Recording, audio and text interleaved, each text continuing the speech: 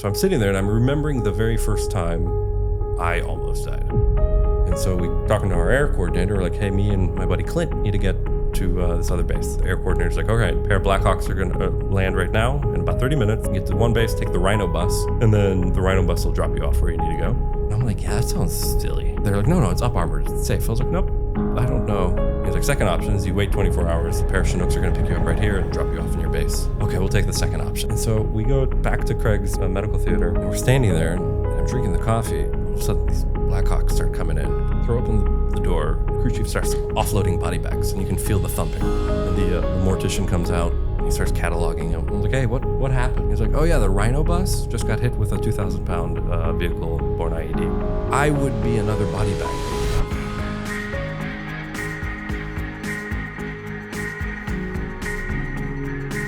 My name's Jacek Waliszewski. I'm a 20-year Green Beret.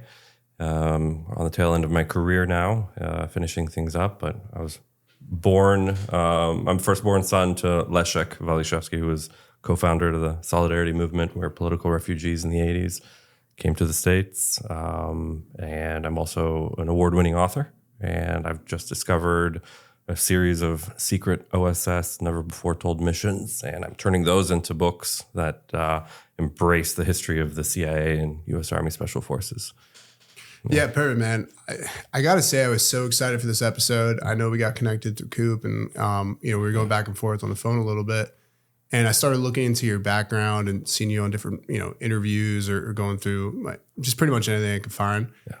I have to say, I really think your life at this point has been such an interesting integration of history. You know what I mean? In the sense of even now you've kind of found a passion of being somewhat of a military historian in a sense of, looking in with the OSS and everything like that. But it's like even your early life began with, a historic moment as, a little kid. Yeah, that's actually a good point. And then you carry in Afghanistan, seeing we talked about this offline, how war doesn't repeat, but it rhymes. Yeah. And you saw the worst parts of war, and you've also seen the best parts of war and everything in between. And then, of course, the fact that it was you that found these, different memoirs is just, it's funny how that kind of all aligns. That was the big picture I thought of when I first was going through. Yeah, no, I'm getting a little bit of shivers now as you're saying that. Yeah, that actually resonates more than I'm probably aware of. I'm going to sit on that for probably a couple days now. Yeah. The running joke now is that my first operational act was when I was 3 months old, right? My dad was arrested because he helped co-found the Solidarity Movement, and there's pictures of him sitting next to Lech Wałęsa, the first president of Poland, and they're both got their 1970s porn mustaches, and they're planning the revolution. But yeah, so he was arrested. I was born a couple months later, and my mom tells the story of she's hearing the commies coming up the up the stairs to the apartment complex. It was on the top floor, and she's holding these propaganda papers because she's the wife of the chairman of the Solidarity Resistance Movement. She's like, crap, what do I do with these papers? Because they got names on them, planned rallies, things like that. And so she's holding me, and she knows that the commies are just going to raid the entire apartment. So she looks down, sees me, I'm in a diaper. She takes the papers, shoves them in my diaper. She's like, just hold on to these and don't pee on them. And sure enough, the commies kick the door in. They flip the couch, they rip the cabinets up, but they don't find the papers that they're looking for. And so my first operational act was as a mule for the Solidarity Resistance Movement. And a year and a half later, we're political refugees in the States. My dad's, he'll never admit it, but he has winked at me that he's debriefing the CIA on who's who in the zoo and for the Solidarity Movement. There's a picture of him with Reagan. They're signing some agreement. And I'm like, this is so. My life has always been kind of like a slipstream to his adventure, right? And then we can get into a lot more details on how that transpired. But I ended up joining Army Special Forces, and that passion for adventure has always found itself. Whether it's my own internal compass was just dialed into that and this is what we're going to do for the rest of your life. But I've been in situations like in the world that never made the news and never will. And I'm just sort of like, how did I get here? How am I the guy in this conversation right here with you who represents, 70% of your country's military? And we're just having a casual conversation about what we should move these pieces with and how I can advise you. And I'll go home and, like I'm home a week later and all of a sudden people are like, oh, how was work? I was like, oh, it was fine, casual, just, and something happened that you're never going to know about. And, that's the way the job goes. And we're talking about the books. Like, I almost believe that these books didn't find me because Codename Spike, these guys wrote it off a 1944 mission. And they tried to publish it in 46, but the CIA said, no, you can't publish it. And once the agency came out in 47, because they classified all missions retroactively. And so it sat in the archives for 70 years before I was walking through, and it just resonated as I picked it up. And I started reading the first couple of pages. I'm like, this is insane what these guys are doing and talking about. And my own internal compass from adventure as a child to adventure as an adult, and now going by, time looping back in a quantum way to rediscover the things in the 1940s and World War II that were never talked about because they couldn't be.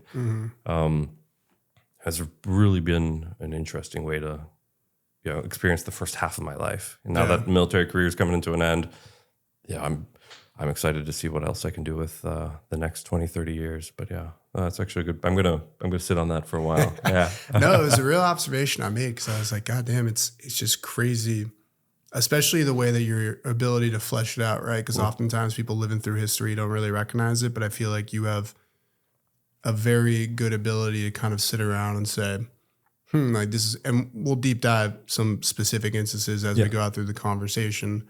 But that's, a unique tool that most people don't have. But you kind of touched on it in terms of your early childhood, I guess, your family dynamic. Could you maybe highlight what was happening in Poland at the time and what the Solidarity movement was, et cetera, for those that may not know, and why that evidently ended up for you guys having to leave? Right. Okay. So, 1980s, tail end of the Cold War, Soviet influence is trying to hold on to what they can in Europe. Poland is going through a resurgence of literally solidarność means solidarity. So the people were tired of the Soviet influence on the government. And so the Polish government itself was in a weird place where they wanted to protect the Polish people, but at the same time keep the Soviets from invading and doing a World War III type scenario. NATO has an influence there. But eventually the Polish people just got tired of it and said, we are going to unionize. So in kind of the same way workers unionize in business, right? But this is a step above that where every citizen decided to unionize for themselves in their own collective interest. And so my dad's talking about how they were having a meeting about solidarity and what it means. And they're looking for a representative to represent the area. And nobody's raising their hand. And my dad's sitting there. He's a young guy. He's in his late 20s. And he's like, no, screw the Soviets. Poland has a right to be its own country. Somebody needs to do the right thing. And so he just raises his hand. He's like, I completely disagree with what's the Soviet situation, and I'll take the lead if someone needs me to. And everybody looks at him and is like, Leszek, you're the guy. You volunteered yourself. And a couple days later, he's on the phone with Lech Wałęsa, who just started the revolution. And they meet, they talk, and my dad says a year later, he's given a speech in front of a couple 100,000 Poles. And when he's done with his speech, because he's talking passionately, it's crickets when he's done with the speech. And he's joking. He's like, was my speech really that bad? And then everybody stands up. Some guy stands up and he's like, no. He's like, you finally said what we have been feeling this whole time. And standing ovation. I mean, 100,000 people standing ovation. And that's when he knew he had found his calling. And he was standing on the train station one evening. And it was December 1981. Basically, the Polish government declared martial law, went and rounded up, I think, about 90% of the Solidarity crew. he was one of them.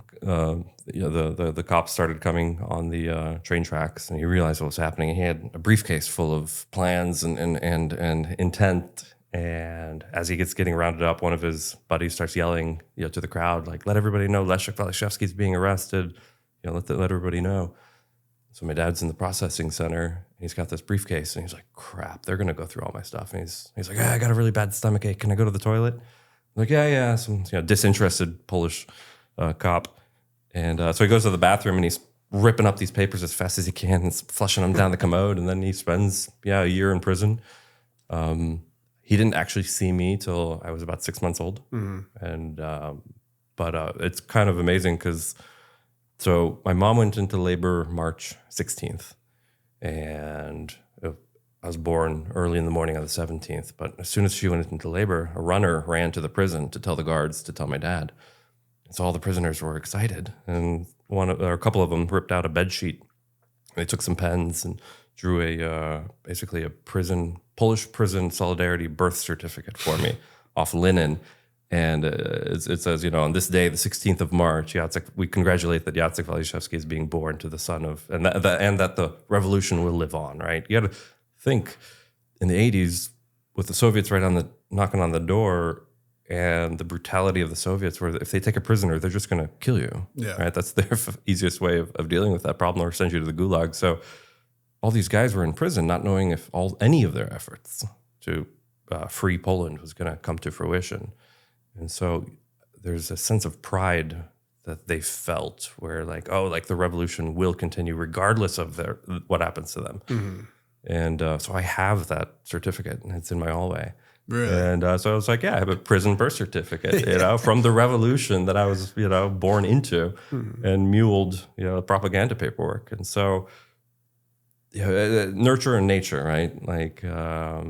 It's an interesting thing, because I was born with, the genes of my father, who was leading a revolution. And then, when I was, came into the world, all that stress and all that reality was thrust on me, whether I knew it or not. But that shaped me in a really interesting way that, to your earlier comment, is going to give me some introspection and reflection of when did these traits show up? Yeah. And I'm already thinking of holy smokes, this has already shown itself in a few ways that, have been great, gotten me in trouble, navigated the system pretty well. But yeah, and so we went to West Germany for a little bit, ended up in Raleigh, North Carolina, lived there for a couple of years. Parents divorced, and my sister and I went to live with my dad. Nurture and nature again, ended up in a really toxic dynamic with his second wife.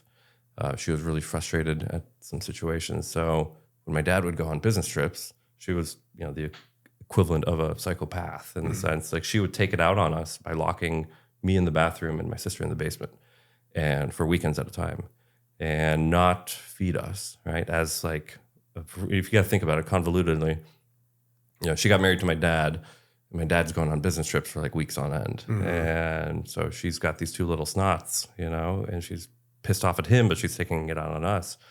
She would do legitimately insane things. And I think about it in the sense of I've got two kids, right? A 13-year-old and a 10-year-old. And so I was maybe 6 and my sister was maybe 8.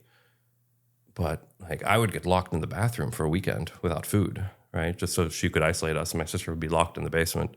But what's interesting with that is I didn't look at it as punishment. I looked at it as a challenge, right? I was like, okay, and even at that point, at 6 years old, I was like, no, that human, right? My limited capacity, I was like, that human has some deep flaws. And I recognize that that's her problem. And so, okay, I'm not going to eat for the next 48 hours. And then I'm going to go to school, and I'm going to learn how to steal more food in the cafeteria line, right? And so I didn't see it as a woe is me kind of situation. I saw it as this is a life challenge. I'm not going to be beat down. Right. So I started squirreling away crackers, right? And turned it into a game, but I laugh about it now in the sense of SEER school and special forces. I was literally going to say. Yeah, it was pretty easy for me and kind of fun. I was going to say. So I was like, I've already done this. No problem. Someone's going to slap me around and not feed me? No problem. Yeah. No, SEER school, I think it was great. I weighed myself before. I went in at 195. I came out at 166 pounds. So like it's a legitimate adventure. But so that ended shortly after my dad discovered what she was doing, right? Yeah, he pulled the dad card and he said, we're getting divorced, we're separating, whatever. So, but then bounced back and forth between my mom in North Carolina, my dad in Tennessee. And it was interesting. The contrasts were interesting, right? My mom was struggling, immigrant woman, difficulty with the language. She was a cleaning lady, and all of a sudden she had these 2 kids that she had to take care of. These 2 kids, for better or worse, hyper-driven individual kid, right? Hyper, just curious. And so I'd be building bottle rockets, but then I found out that like you take the powder and gunpowder out of the bottle rockets, you can put them in empty CO2 cartridges, and then you've got little bombs, right? And so I'm like 8 years old running around North Carolina in Chapel Hill at this time, building miniature, effectively pipe bombs, but out of curiosity, not malice. And I'm like, okay, how loud is this? How can this flip a rock? Can this blow open a tree trunk? What happens when I throw it in a pond, which is like 20 fish die, right? And so I got to be that kid, that kind of little miniature Indiana Jones that has no restriction on what they can do and get into, and then that spills over into the nuisance side of things when I discovered there was an impound lot on the other side of the apartment complex. And so I was like, oh, I'm a kid. I don't think anything of this. I'm like, oh, there's cars there. You need a key to get into a car, but you got to get through the barbed wire fence first. So I just saw these as little challenges, right? And so eventually I got through the fence. And eventually I got to the car. And eventually I learned how to open the car locks or just break the window. And then you find like, a pocket full of change or some my first nudie mags were from, somebody's trunk. And this was the late 80s at this point. And so, that was my upbringing and at an early age. And then, so the difficulty with my mom was that she was, in survival mode. So I was going to North Carolina public school, not recommended. And I failed, I think it was 6th or 7th grade because I just literally never went. Because I missed the school bus one day. And I sat there and I saw the yellow bus driving away. And I sat there with my little backpack and I just had a rational thought. I was like, I'm not in trouble. The cops aren't getting me. There's no police, no school cops. Yeah, no alarm went off. The bus isn't going to turn around. And I'm like, well, I'm just going to go walk back. And I walked back to the apartment. My mom was already at work. I'm like, what happens to me now? And I was like, I get to do whatever the hell I want. And so I went out, grabbed my bike, went on an adventure. And, but the problem is I got kind of addicted to that cycle where you're like, I don't need to go to school, sit around, not get taught anything in an unstructured way, right? Because I had a high curiosity drive. And so I needed that structure, which I never had in the environment I was living in. And so the report cards come out and it's straight Fs, right? My mom's like, why haven't you done anything? No homework, whatever else. And so I'm like, well, what's the repercussion? And she's like, the teacher's like, well, you got to go to summer school. I'm like, that sounds awesome. It's like, I get to do a year's worth of work in a month. It's like, why can't I and I go to summer school and I get the curriculum and the teachers are like, why are you here? I was like, no, just give me everything. And I just started doing the summer school stuff.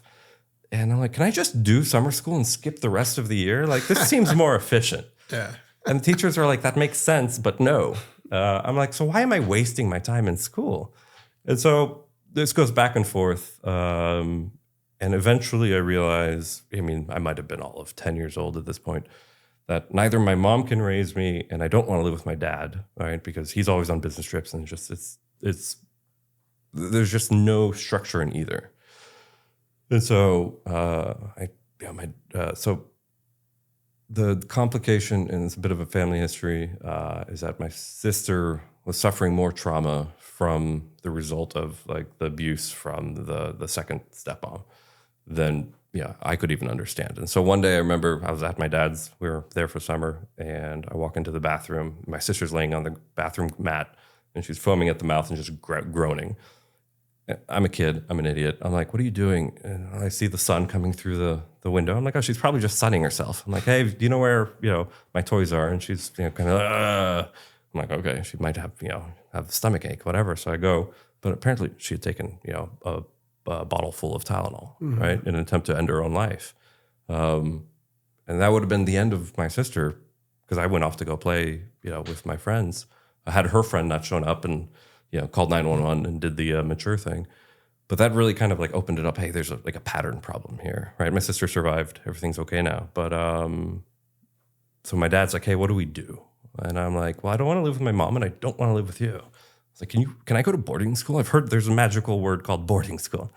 So I go to boarding school. And what's really interesting about boarding school is that it kind of repeats itself, where like my mom knew that I was somewhere better and my dad knew that I was somewhere better, but like neither of them made sure that I had gone with enough clothes to attend boarding school.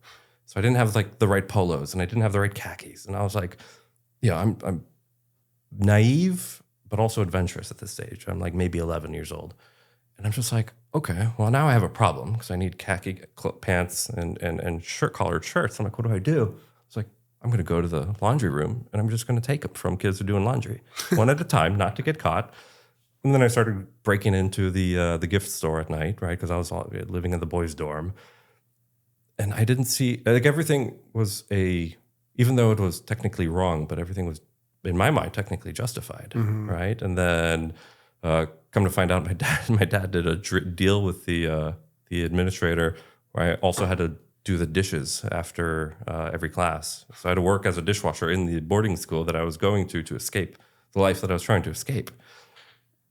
And so finally, this all eventually dawns on me. And I'm sitting around because it's a Christian boarding school. And what's interesting is everybody will sit in mass on Sunday. And then I'm looking at everybody and I'm just like, but I know what you said about that human. And I know what you did there. And I know that you're sleeping with so-and-so. And this person's drinking, this teacher's drinking on the job. But we're all here in church, all claiming some holier than thou guidelines. And I'm just saying, like, you guys are all effing hypocrites, right? And so it's a revolutionary idea to have as like an 11, 12-year-old.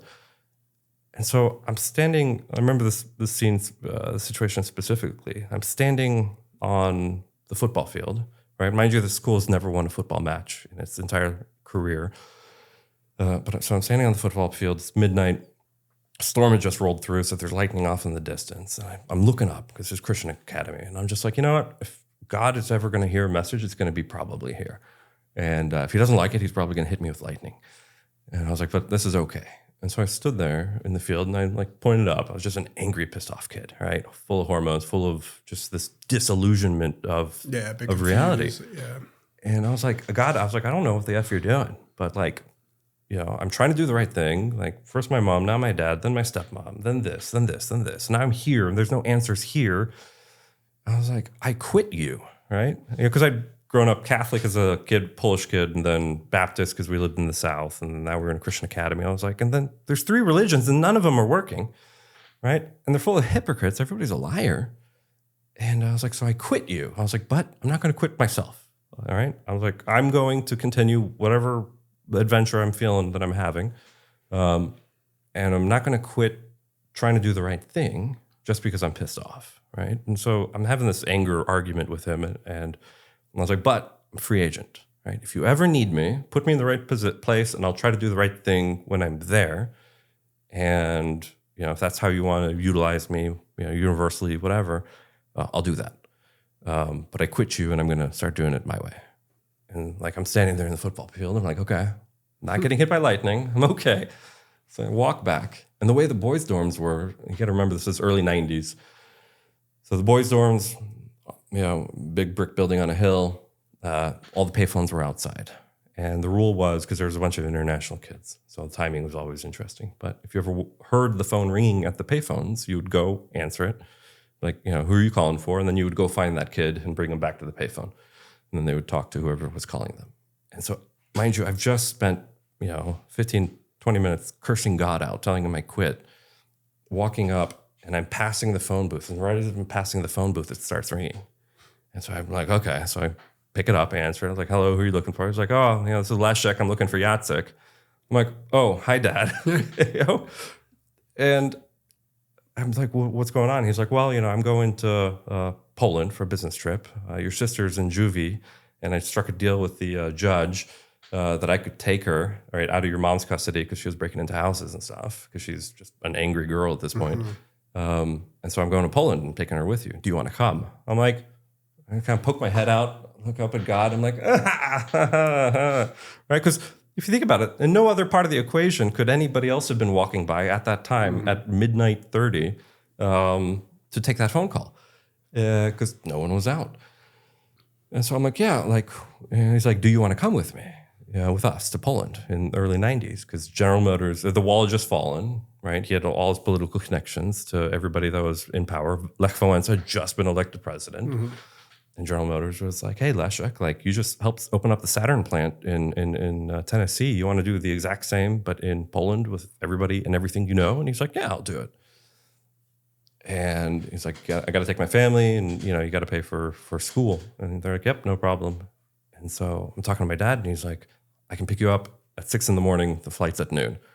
I'm like, okay. So I'm like in 5 hours. So I just grab the stuff that I have out of my room, put it in front of a couple, kids' doors that I know, or they may want the radio or that I stole or pulled out of the dumpster and whatever else.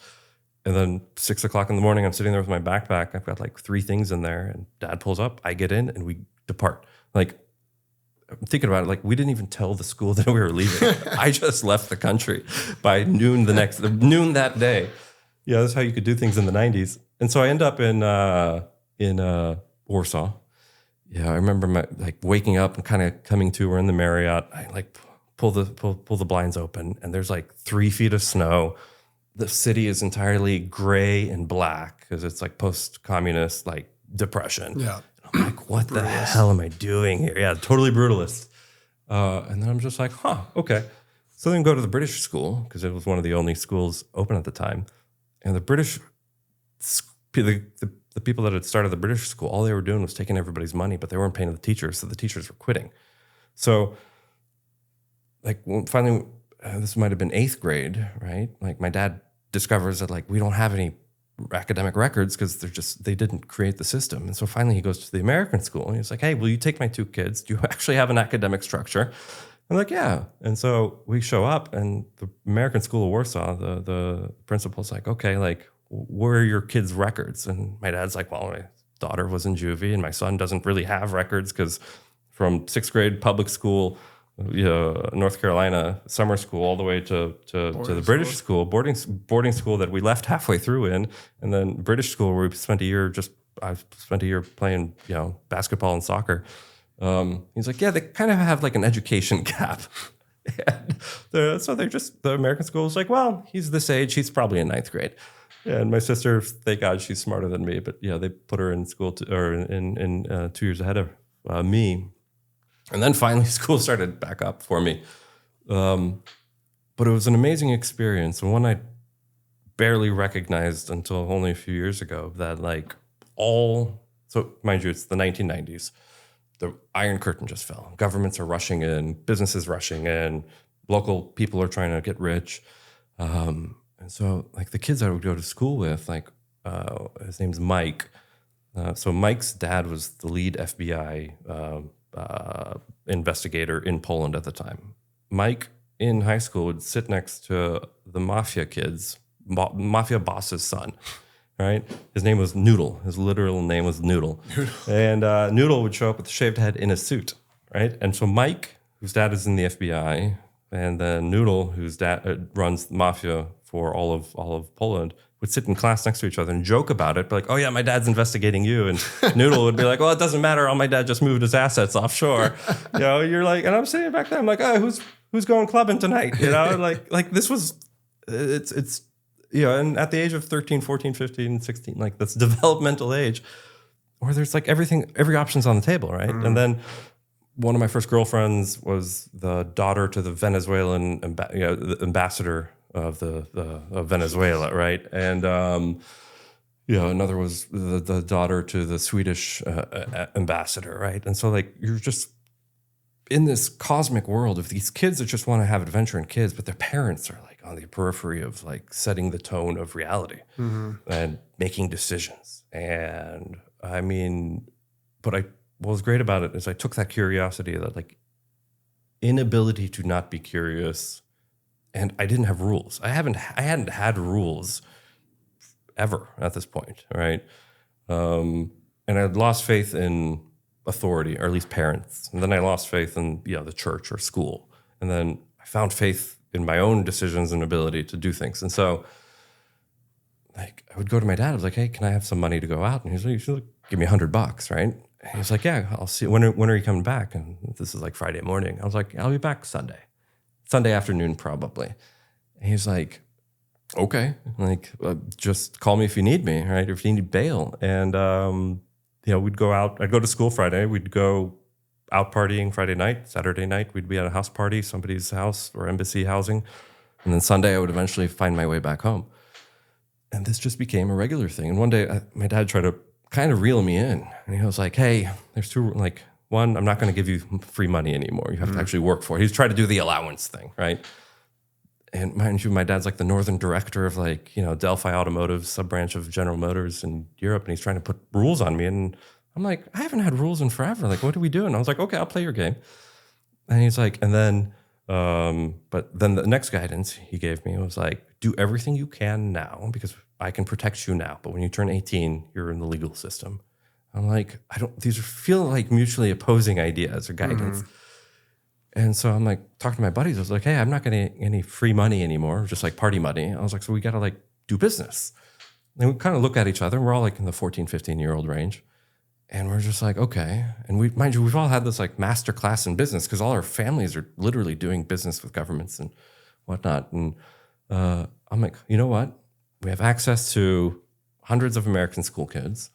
We have access to so-and-so's uncle owns this bar that just opened. And the Bacardi Ice people because your cousin works for them, whatever else. I was like, I bet if we bring these all things together, we could charge the American schools $100 a head, have Bacardi Ice sponsor it, and do it at your uncle's bar and sell tickets, Right, club promoter, right? And I didn't know that's what I was just looking for allowance money. And it worked. And we made thousands of dollars in this capacity. So like that was kind of my upbringing. And, you could snowboard or ski anywhere in Europe in the 90s. A train would get you there. When Poland started implementing their laws of like, hey, you have to have an actual ID, you can't just bribe the guard anymore or the bouncer anymore. You can, you have to actually have an ID. And I was like, oh, that sucks, right? Because I'm like 16 at this point. And I'm like, well, and again, I reapplied the logic. I was like, okay, how do I get an ID? I was like, I could just make a fake ID. So I got a fake ID. And then I'm at the club all by myself. And I'm like, this is boring. My friends need to be here. And so I created a fake ID ring in school. And I was, using the same application of like, hey, this buddy has access to his parents who are teachers, so he can steal the letterhead, and this and this and this, and like, I wasn't doing it for money. I was doing it literally so my friends could go clubbing with me. And probably 50 IDs in, Lynn was her name. I get called in to the principal, and she's like, Lynn is sitting there with her parents, and she's crying. I'm like, oh shit, she just ratted me out, right? Because I just gave her an ID that weekend. And the principal's like, she says you've been making fake IDs. So I'm like, I haven't.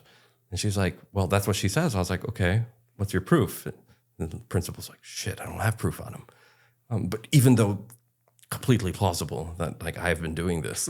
And so finally she's like, okay, you're suspended. I was like, for what? She's like, for making fake IDs. I was like, but you can't prove it. She's like, yeah, I can't prove it. And so I was kind of in that situation. I was like, okay, you're just going to suspend me for a week? Like I get a week off? It doesn't affect my grades and I don't really care what I'm doing for college. So she's like, yeah. I was like, okay, well, I'll just go party or just read a book, And so like I had this innocent application for adventure and I was willing to break rules to do it because at the end of the day, I just wanted to go partying with my friends, have an adventure with them.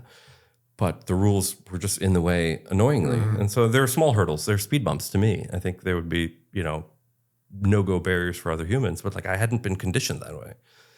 And so college or high school's wrapping up. All my friends wake up one day and they're like, oh, what college did you get into? I was like, what do you mean? And they're like, what college did you apply to? I was like, none. And I wake up, I realize it's senior year. I'm like, oh, like I should probably take this next step. And so I go to my dad, and he's like, well, just apply to the University of Knoxville, Tennessee. It's got a good engineering program. And I'm like, okay, whatever. So take the ACTs, get into University of Tennessee, Knoxville, which is in complete it's the only university I applied to. It's the only one I got into. I show up on the day of first day of class. I just fly in. My mom picks me up, drops me off at first day. And I'm like, okay. So I'm walking around. I'm like, and I don't realize, I was like, where do I go to school? Like, I'm at the school. Like, how do I get into the school? And so like, I go into the administrator's office again. And I'm like, hey, like, I got accepted here like a couple months ago. Like, what do I do? They're like, what do you mean? What do you do? Did you apply for classes? And so it's like late start to all that. And so like a week later, I get into class and I find my dorm and everything else. And even though there's, as an adult to an adult, right? We're like, wait a second, this kid has no guidance, right? But doors still keep opening for him. And so I'm in engineering class and I'm sitting there and I'm looking around. I was like, these guys are a bunch of nerds. I'm trying to talk to one and he's like super dweeb and has no personality. And this person's just, like super smart. And then all the math starts pouring in. I'm like, oh, I don't know this math. Like, I don't know any of this math. And at first I thought I was, mentally handicapped. But then I looked back on it and I was like, wait a second, I hadn't taken a real math class in 6th grade to whatever grade in high school. And in high school, my dad kind of challenged me because I was getting just C's and B's, not really trying. English was always A's. That was like a class I never had to try in, but I loved. But like C's and B's in class, my dad was like, you couldn't get A's if you wanted to. So I was like, okay. So I got all A's the next semester. And he's like, why don't you do this? I was like, do you know how much effort this took me? I was like, and these aren't going to dictate anything in my life. So why would I put in all this effort into studying if I can go out and just, go to Japan for a couple of days or a couple of weeks, or if I could go snowboarding in Slovakia off the biggest mountains, or if I could go here and there and wherever else. I was like, overstudying doesn't do anything for like the adventure life. And so that was kind of the debate, but it really came to bite me in the ass in engineering school when you have to know math really well.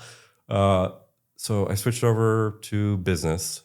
Also got into ROTC because my dad said I needed a car. I mean, the equation was simple. I needed a car. ROTC was offering scholarships and a $500 a month stipend. And I was like, I'll do it. Did you expect going into ROTC that you would maybe start going the military direction, or was it just kind of... My sister had done it, right? So she was in ROTC. She's retiring actually in a couple months as a colonel. So like she's had her career. And so there was an aspect of... I'm trying to figure out how to say it. There's an aspect of the military that I love where the truth isn't wrong. If you screwed something up, I don't have to worry about your feelings to tell you that you screwed something up and that you have to fix it. But the frustration in the civilian world is like you have to pad this person's emotions to tell them that they damaged or incompetent, and now you have to pad their emotional journey into a solution. And I had the drive of like, let's just get to the solution as quick as we can. You can deal with your emotions later, or not at all. And so there was an aspect, like once I got into Army ROTC, I was, really physically fit. I was smart. I was the first kid from the University of Tennessee to go to mountain warfare. And so they have a couple slots. And so that slot had just opened up and I, aced mountain warfare course up in Vermont. And so military life was really appealing to me. And incidentally, right at that time, I met my first Green Beret. And his name was Danny. And I don't know why he took a liking to me and my buddy Christian. We were just, buddy Christian was somewhere in South America, but we just had a different mentality about us. And that, really coincided with Danny, who was just coming off his careers as a Green Beret, was going to college. And like we'd go out for beers and Danny would start telling us incredible effing stories because he was on the opening push into Afghanistan. And the story that I love from it that always resonates is that Danny and his special forces team were in Afghanistan and they had to get one of the local warlords to work with them so that they could get all his troops. So Danny's sitting there, he's talking about how they're trying to hem-haw, trying to get him to commit his troops to the U.S. cause, and the general won't do it. And so the warlord won't do it. And so they find out that his son the warlord's son is going to go from one village to another. And they're like, hey, we'll escort your son. And the warlord's like, great, no problem. I'd love to have a SF team escort my son. And so as they're escorting him, all of a sudden there's a Taliban ambush. And so the whole SF team like rallies around the son, starts shooting everybody in the hills. The son takes a round to the back of the leg, and Chinook comes in. They throw him in there. They evac him. They take him to a hospital. Then they go and they tell the warlord, like, hey, your son's been shot, but we took care of him. We're going to save his life. And they pick up the warlord, fly him to the hospital. The warlord comes in. He's got really cute nurses taking care of his son. His son's leg is all bandaged up, and he's eating ice cream. And the warlord's like, oh, my God, this is... I love America. Yes, you can have my troops. And, this continues to win the war against the Taliban because he commits the troops. And Danny's drinking his beer and he starts laughing. He's like, but what we didn't tell the warlord was that I was 100 meters behind them and I shot the son in the ass with a .22 rifle. And that everything had been pre-staged and that was a CIA hospital. That they had just specifically set that up and they'd flown in the ice cream that day at like $10,000 a pint. Shit. Right? And like this had all just been coordinated. And I'm sitting there like drinking my beer and I'm like, that's what I want to fucking do. I want to be in whatever organization Danny just said. That's how you solve problems. Because if you think about it, that's how I'd been solving all my problems already up until my 20s. I was going to say, it's funny. I tell guys this all the time. I don't know if I've said this on the show. I definitely have, probably at some point, but I say it with buddies and stuff all the time, whether it's guys that have been on the show or offline, is once you really get to speak to Green Berets and Navy SEALs, and then, DEFGRU and Delta, they're adjacent, but they're all, is you can, if I get 5 minutes with one or the other without knowing what branch they were in, I would know immediately, because team guys like on the SEALs, they're very much focused on a team. Like it's very, they're kind of like a Lego set where it's they all build on each other and they need each other, right? Where it's like Green Berets, and again, for SEALs, it's DEVGRU adjacent, very similar. For Green Berets and Delta, the way you guys work, you're very independent actors. It's like, you guys can, the way that you look at everything as a challenge and like you can go do it yourself and you'll kind of take those challenges on yourself. Yeah. It's like up and down. That's a Green Beret. And it's funny, you said that he took a liking to you. It's, I see this with CIA guys as well, as there's this sense where the people that have that type of aura about them or that type of, foundation, they just know when someone else has it. Yeah. It's funny. It's just a consistent thing with every guy that I've met. It's that's their makeup, their chemical makeup. Yeah. It's just they have that either adventurous spirit, the team spirit. So the whole time you're running that down, I'm like, man, there it is again. It's like he's just the perfect candidate. No, it's good that you mentioned that, because I don't have very many civilian friends, but the ones that I have are all the way they think is. I was like, there's been more than enough thoughts where I'm like, oh, they should have been a Green Beret. And I asked one buddy, Jake, and he's like, yeah, I actually was going to be and enlist as a Green Beret, but I had some family difficulties. And I'm like, oh, that makes sense, So yeah, like that's a good point. There are fundamental ways that people think or approach problems or the aura they put off. But yeah, so like Danny's telling that story. We're having a barbecue. A couple of his other buddies show up, and they're showing, like battle scars and everything else. I'm like, well, these guys just see life different in an amazing way. And so college runs its course for me. I burn out at about the 3-year mark. Oh, so I don't go to be a Green Beret because I had a girlfriend at the time, and she gave me the sob story. Like, if you go, what will happen to us? And I'm like, oh, I love you, like, I'm just a fucking idiot. Oh man, it feels so real at the time. But yeah, so I didn't go. I tried to do the civilian thing. I went into business. Yeah, I hated business. So I quit college. I just told my ROTC instructor I was done. I'll pay back the tuition or the scholarship, and then kind of like showing up to college. I just like walked out one day, and I'm like, oh, college doesn't actually care if I'm here or not, And so I'm standing in the front steps. I'm like, what do I do now? I was like, oh, I have to get a job, right? So I got a job as my very first job was as a pizza chef at Chuck E. Cheese, right down the road in Knoxville, Tennessee, right off the highway. And I lasted exactly 2 weeks because that's what it took to get a paycheck. And I was like, this is not what I'm going to do at $7.50 an hour for even a minute longer of my life. So I'm like, okay, what else do I do? I was like, it's hot summer. It's real humid in Knoxville. And I'm like, you know what? There's a lot of lawns. I should probably start a landscaping business. And so I just bought a couple. I maxed out my credit card. I bought a couple pieces of lawn care equipment. Old lady hired me on the spot, trimmed hedges, and bought a pickup truck. And by that summer, I was making like $100,000. I was like, that's amazing. I made an F ton of cash. I'm taking like a week or two off at a time, and I don't care. And I've got clients backlogged for months, right? I'm doing something right. But then like I'm mowing a lawn, and just like the smell of gas and the fuel and knowing I got to do maintenance on this thing and the engine starts sputtering, I'm just like, no, I'm done. Right. So I just take everything, I put it up for sale, I sell it. And I'm just sitting there, I'm like, okay, what do I do now? Right. Never going to do landscaping again. Money's not what I want in life.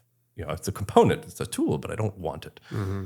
And I'm like, okay, well, I got some friends in DC, right? Some of my American school friends had gone to Georgetown and American and everything else. And I was like, I'll just go out there, see what my buddies are doing.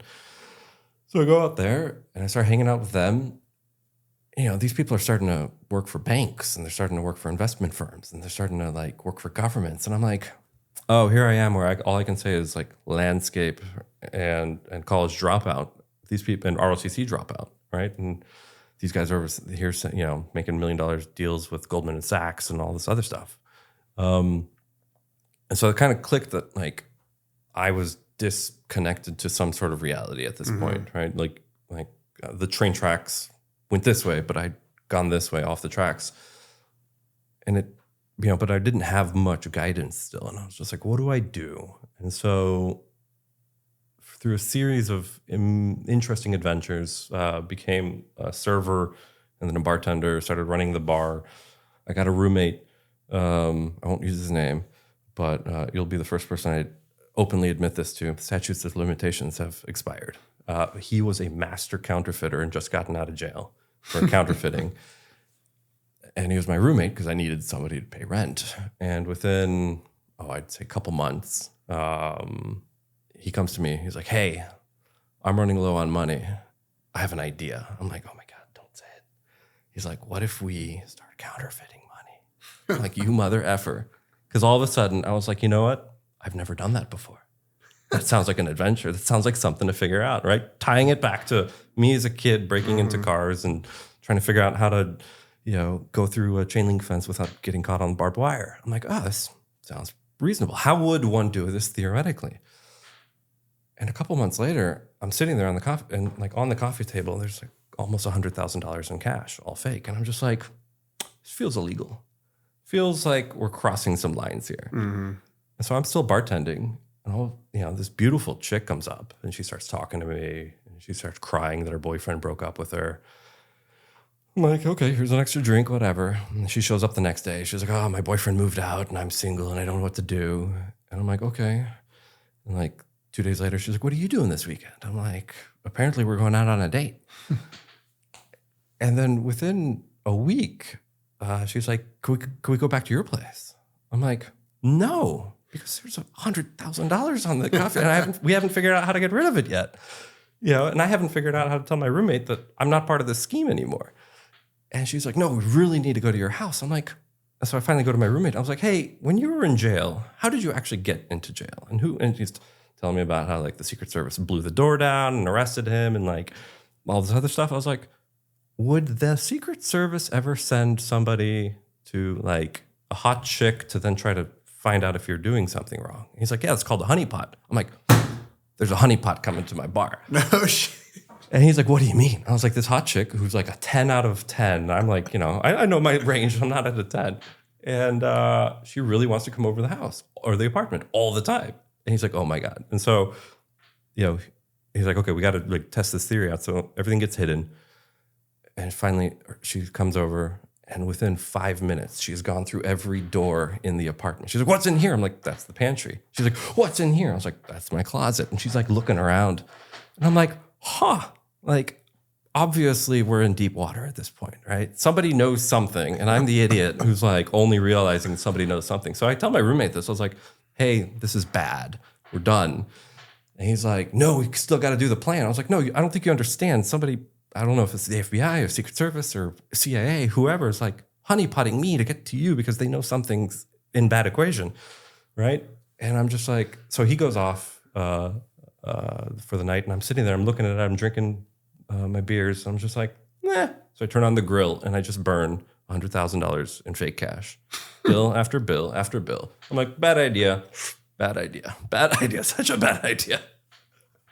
Obviously, he gets back and he like flips out that it was done, or that I had eliminated everything. And I'm like, yeah, it's okay. I've still got a pretty good job as a bartender. I'm making like $500-700 a night. And he goes off. I think he goes to LA to try to be an actor. Right? We never see each other again. But as I'm at the bar, it's right near the Pentagon. Guys start coming in. This would have been 2005 or 2006 timeframe. This guy comes in and clean shaven, the bar's closed, but he's like, hey, like, I want a steak and a bottle of wine. And I'm like, well, we're closed. And he's like, well, I'm leaving to Afghanistan here shortly. So can I please have a steak and a bottle of wine? Kitchen's closed. I'm the bartender. I'm the only one there. I'm like, okay. So I call my buddy who's a manager at the steakhouse next door, Ruth's Chris. Mm-hmm. I'm like, hey, do you have like a T-bone steak? And I'm looking at the dude, I'm like, probably 20 ounces. Like, this guy's a big dude. Like, he looks hungry and angry.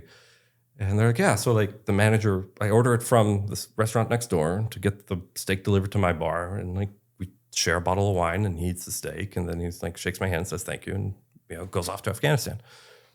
6 months later, angry dude shows up at my bar, big beard. He's dark. I mean, it's like sand is falling out of his crevices, like his wrinkles and everything. And I'm like, oh God, this guy's gonna be a problem. And I'm like, hey, how can I help you? And he's like, I want the same damn steak and the same damn bottle of wine that I had 6 months ago. And I'm looking, I'm like, hey. So we start talking. Turns out he's a colonel, Green Beret.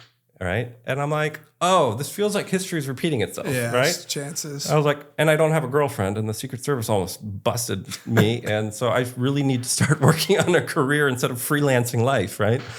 And so we start talking, and he starts telling me about what he's done. I'm like, this is amazing. I told him that I had once considered being a Green Beret, and he's like, well, you should. They have this thing called an 18 X-ray contract. And he tells me all about it. I'm like, great. So the very next day, I go to the recruiter. I tell him, I was like, hey, what do you know about the 18 X-ray contract? And the recruiter just rolls his eyes. He's like, like, what does that mean? He's like, I've sent 7 dudes. None have made it. I'm like, great. Send me. I'll be your 8th, and I'll make it. And so he sends me. And I mean, that's a whole wild adventure right there, from basic to airborne to all the way through the Q course, because I was a Special Forces medic.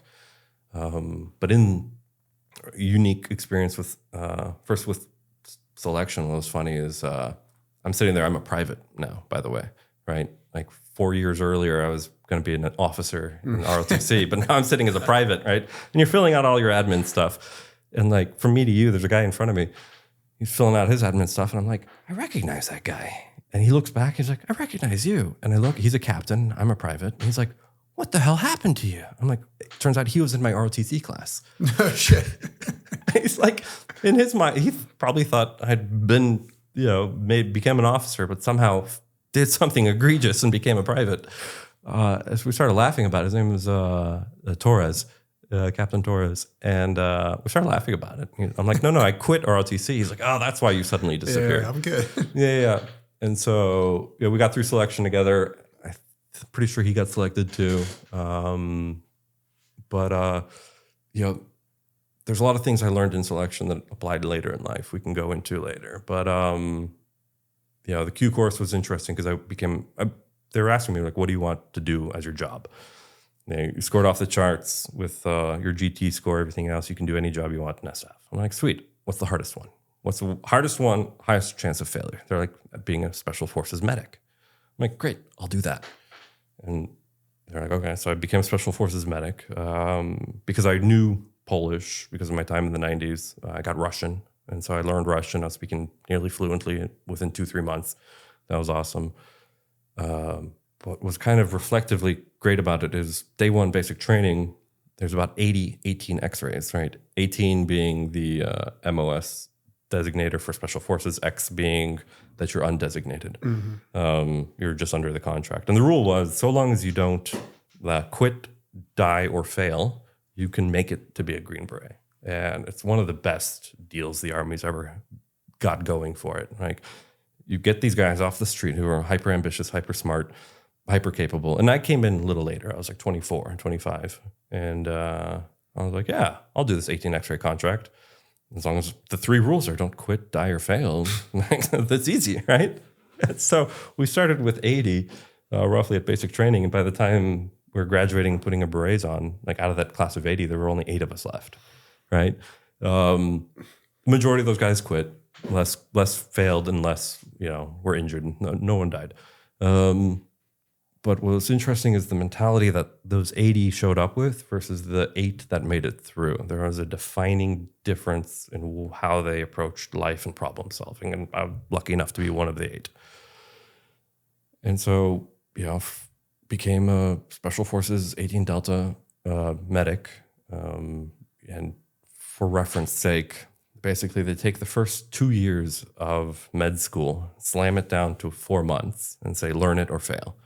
And then they take the entire trauma course of tactical combat casualty care, and they slam it down, and they say, learn it or fail. And so, the metrics are huge, right? Like, you have to learn and absorb all the information as quickly and efficiently as you can. And mind you, you're also doing it being told daily that if you don't learn this, and a guy on your team dies, it's your fault, right? So the desire to learn becomes ethereal, right? It's not like a external, if I, learn this, I'm going to get a cash prize. I'm going to buy, a fancy car or get, no, it's like, no. Another person's life is going to be in your hands for you failing to know which antibiotic to get them, or like how to turn off this, this bleeder. So the pressure becomes real and you really start to kind of onboard this responsibility, right? It's like you're the insurance program. There's a kind of saying that goes around that if you're injured in combat and a Special Forces medic was there and he can't save you, then you were never going to make it, right? So you're like, okay, so you're the closest thing to, medicine and life saving, and you're, telling death to F off. And so that responsibility becomes ingrained in you.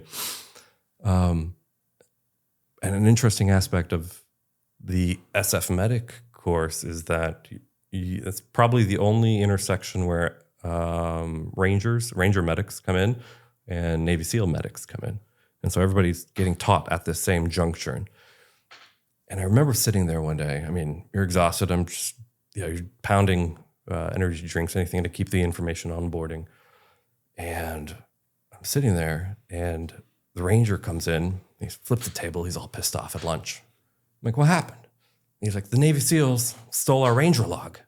I'm like, oh, the telephone pole that you guys carry around, right? So the Rangers, have this actual legitimate telephone pole. It's maybe 6 feet tall. And it's every Ranger medic that has gone through the course gets to carve their name into it when they graduate, right? It's like a badge of honor.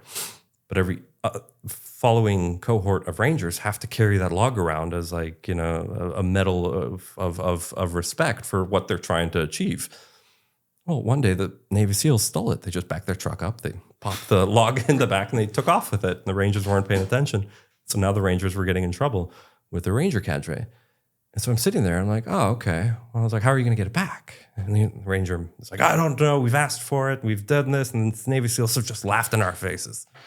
I'm like, oh, because you're not applying enough leverage. And he's like, what do you mean? I was like, you have to take or do something they don't like.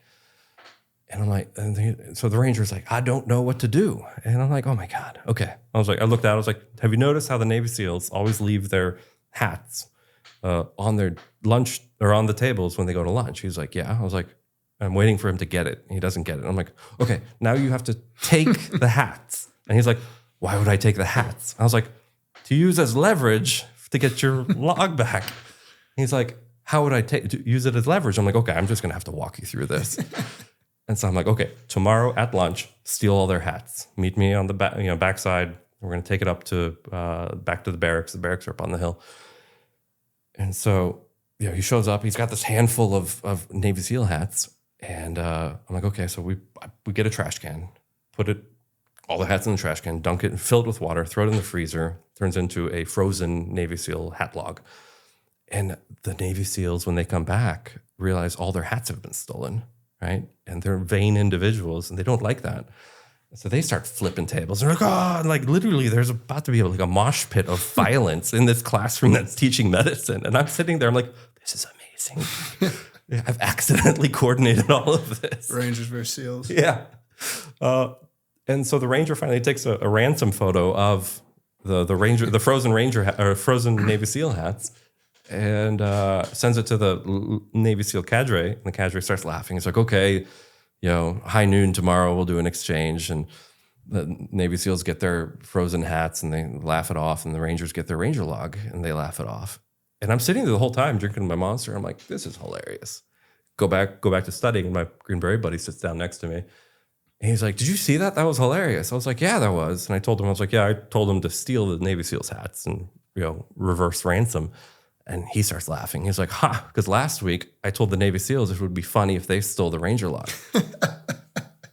And so, like, when people ask what's the difference between a Navy SEAL, a Ranger, and a Green Beret, it's like, Navy SEALs, they're surgical. They're really good at what they do, to your Lego analogy. Rangers are very good at what they do. Like they can, seize an airfield, and don't ever have a Ranger platoon come through a village if you want anybody alive in there, because they're surgically violent and they're wonderful at it too. Green Berets are like kind of floating ethereally, and they're like, oh, I can take this piece and I mix this piece together. And obviously my buddy didn't know that the SEALs were going to steal the Ranger log, but wanted to see it happen. And obviously I didn't know how that situation was going to play out, but I wanted to see that happen. Yeah. And so to your earlier point, you were like, yeah, it kind of like-minded people joined together. And so that kind of cemented why I wanted, or why I knew that I could be a Green Beret, because that just came naturally to me. Just like, oh yeah, just put these pieces together and something amazing should happen. And so, graduate the Q course, married at this time, moved to Germany, at 110 down in Stuttgart. That's my first duty station. And I am deployed on my first JSET within a couple months, and then deployed. And I'm in Afghanistan a few times. And it just becomes part of the adventure, right? Like, what was interesting for me is that we were doing train up for the mission, and there was a hole in my parachute. And so I hit the ground at like 30 knots, tore out my ACL in my left knee completely, destroyed the meniscus, everything else. And I'm just like, that sucks. So I go to the doc. I'm like, how fast can we get this repaired? Because I got to be deployed in a month. And he's like, you can't stand. I was like, well, no, I can't. But if I throw this amazing brace on, everything works just fine. And he's like, what the F is wrong with you? I was like, he's like, your entire leg doesn't work. This is a 1-year recovery. And you're asking me, can you deploy next month? He's like, the answer is no. I was like, well, how fast can we do surgery? He's like, schedule it out and everything else.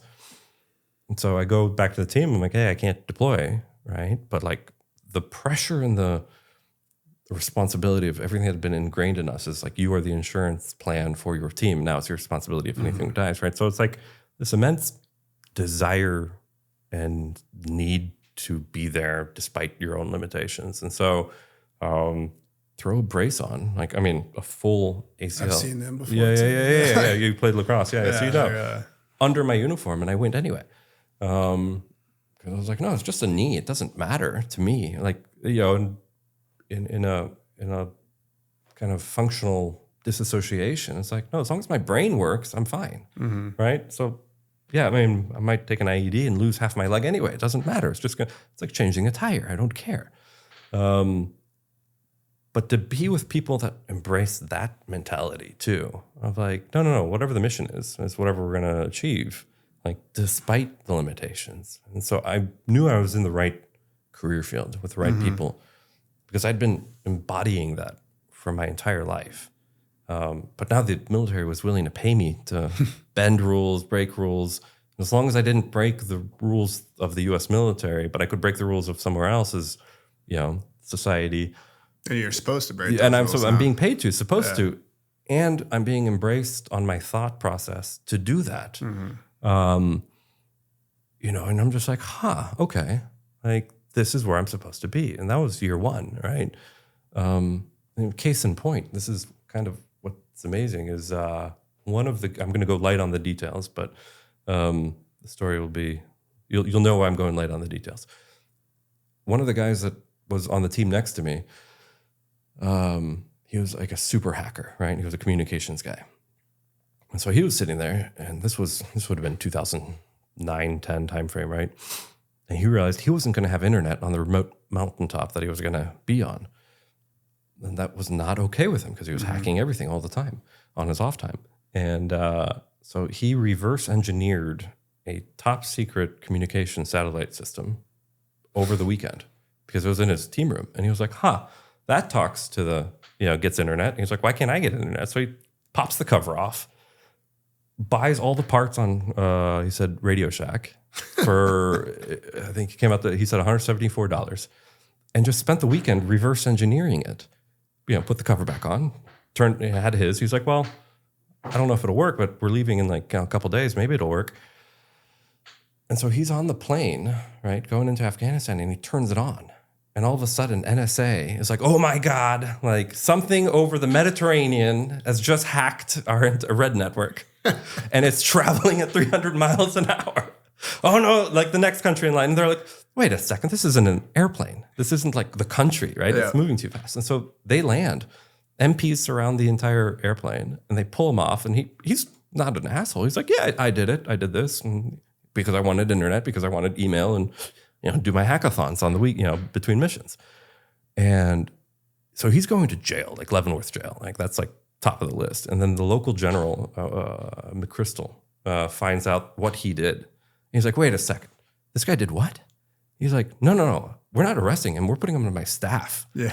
Right? And so he was his staffy, his communications staffy to like keep his satellites and communications going. And he had to go and debrief like all the top American agencies on how he had hacked the systems and everything else because they had never seen that before, right? But this guy was right next to me in the team room, and we were talking over, over lunch, and he was just talking casually like you and I are now, right? He's like, I just did it because I had an immense amount of curiosity, I had an immense amount of drive, and I just wanted to. It was there to do it. And it was there to do it. And I'm like, like this guy, like I'm not just this guy, but I'm surrounded by guys like this. That you put them in most any situation, and they're going to look at the problem in so many different ways, and they're going to say, oh yeah, we could try it this way in the situation. We're going to take care of the problem.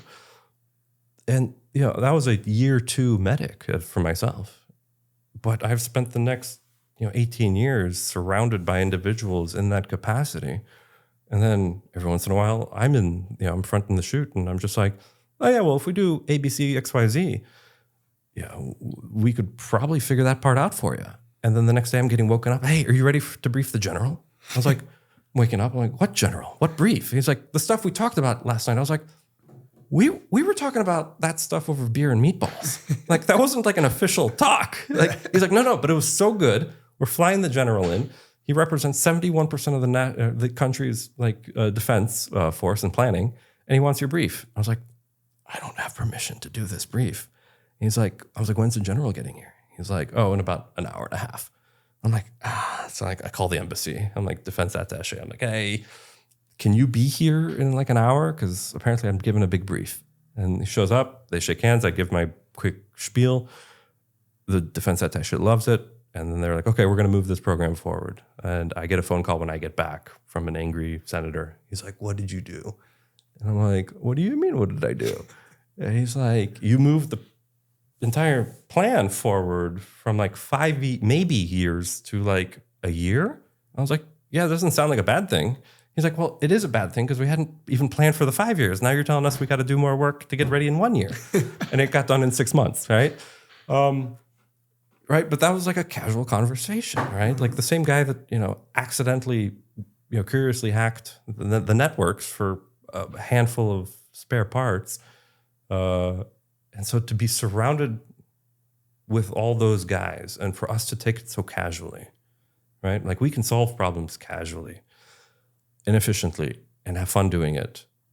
And whether it's, tactical or behind the scenes. And being a Green Beret is kind of one of these double-edged swords, right? Like the sexy Rambo stuff, like guns, shooting, blowing stuff up, kicking doors in. Great for headlines, great for, for pictures, great for all these other things, very hua stuff. But then like the other 80% of it is like handshakes and collaboration and understanding who the other person is that's sitting across from you. And it's not as sexy, but it's sometimes all the more important, right? And so, it's interesting to see the contrast back and forth on that. And, to be part of that is both an honor as well as like a responsibility that it's hard to explain. Because I went to, last year, graduated Oxford, right? I got in kind of how life is kind of played out. It's like, what's the hardest university I can get into? It's like Oxford, right? And so I'm in Europe or I'm in England. I'm spending 10 days there with the woman that I was dating. She was going to Oxford. And I'm like, I don't want to just like hang out on the cafe. I was like, I want to go into the class with you and sit in the lectern, right? And there's only like 30 people in the hall, right? Because it's the #1 university in the world. It's prestigious, all that. And I'm just sitting there and I'm just like looking at everybody. And they're having this big debate. And this Oxford professor's talking about how the economic driver in Europe is proximity and how it's always been that way. And that was the driving force for innovation. And I've got my hand up. And he's like, who are you? I'm like, I'm just visiting. And he's like, what's your question? I was like, well, I would counter that statement with the idea that invention is a necessity of desperation. And given the amount of wars and micro wars that have spurred on in Europe, it's the highest conflict region in the world, that was the driving force for innovation and not economic drive, because economic drive is a byproduct. Like the guns, germs, and steel type debate. Yeah. And so he looks at me and he's like, he shakes his head and he's like, maybe. And so I'm sitting there afterwards. I'm like, I could go to Oxford. Yeah. And so I tell her and she's like, okay, what if we get you coffee lunch with the dean or the director of the program? I'm like, sure. I'll take coffee with him. And a 15-minute coffee turns into like a 3-hour interview. And he's like, you need to come to this course. I'm like, okay, how? Right? And he's like, well, just apply and we'll figure the rest of it out. And I'm on deployment 20 of like everything in my career. And I get an email saying, congratulations, you got into Oxford. And then they show me how much it's going to cost. And I'm like, F this. I was like, I can't even afford to look at this number, especially on an army. I'm a warrant officer at this point. I'm like, I can't do this. So I write back, thanks, can't do it. They're like, you should probably, and they respond, you should probably try to apply for the scholarship. And so I was like, okay. So I apply for the scholarship, I get it. And I'm just like, F. I turned to my colonel, I'm like, sir, I've got a problem. He's like, what's your problem? I was like, I accidentally got into Oxford. And I got to go, there's a hybrid program. I got to go once a quarter. And he's like, okay. And so like in the middle of SF, between deployments, I'm flying to England to go to Oxford. To then, and then I show up back to work having learned these massive principles. And I'm just like, oh, well, innovation and strategy courses. I'm like, what if we turn this way and this way and this way? And they're like, Chief's got a point. And so they do this and they move the thing around. I'm like, oh my God, I just applied knowledge. Like, this is insane. I'm like imposter syndrome at this point. And, but I'm sitting around, right? My cohort's full of CEOs and just, business leaders and thought leaders of the world. And they can all explain what they do, but then they turn to me and they're like, what do you do? I'm like, I'm an active duty special forces warrant officer who used to be a medic going to Oxford in between deployments. It's like, what the fuck do I do? And so finally I turned to them, I'm like, I'm a military consultant. I was like, the same way you guys are business consultants, I'm a military consultant. And they're like, they like nod their heads like they know what that means. I was like, okay. I was like, if anything I'm consulting on makes the news, I've failed. Right? That's a really good way to put it. Right? And they're like, oh, okay. And so, what's ironic with that statement, though, is that National Geographic, because I was on one of the last Special Forces teams out of Afghanistan, 21. So National Geographic started filming us in pre-mission training up in the latter half of 2020.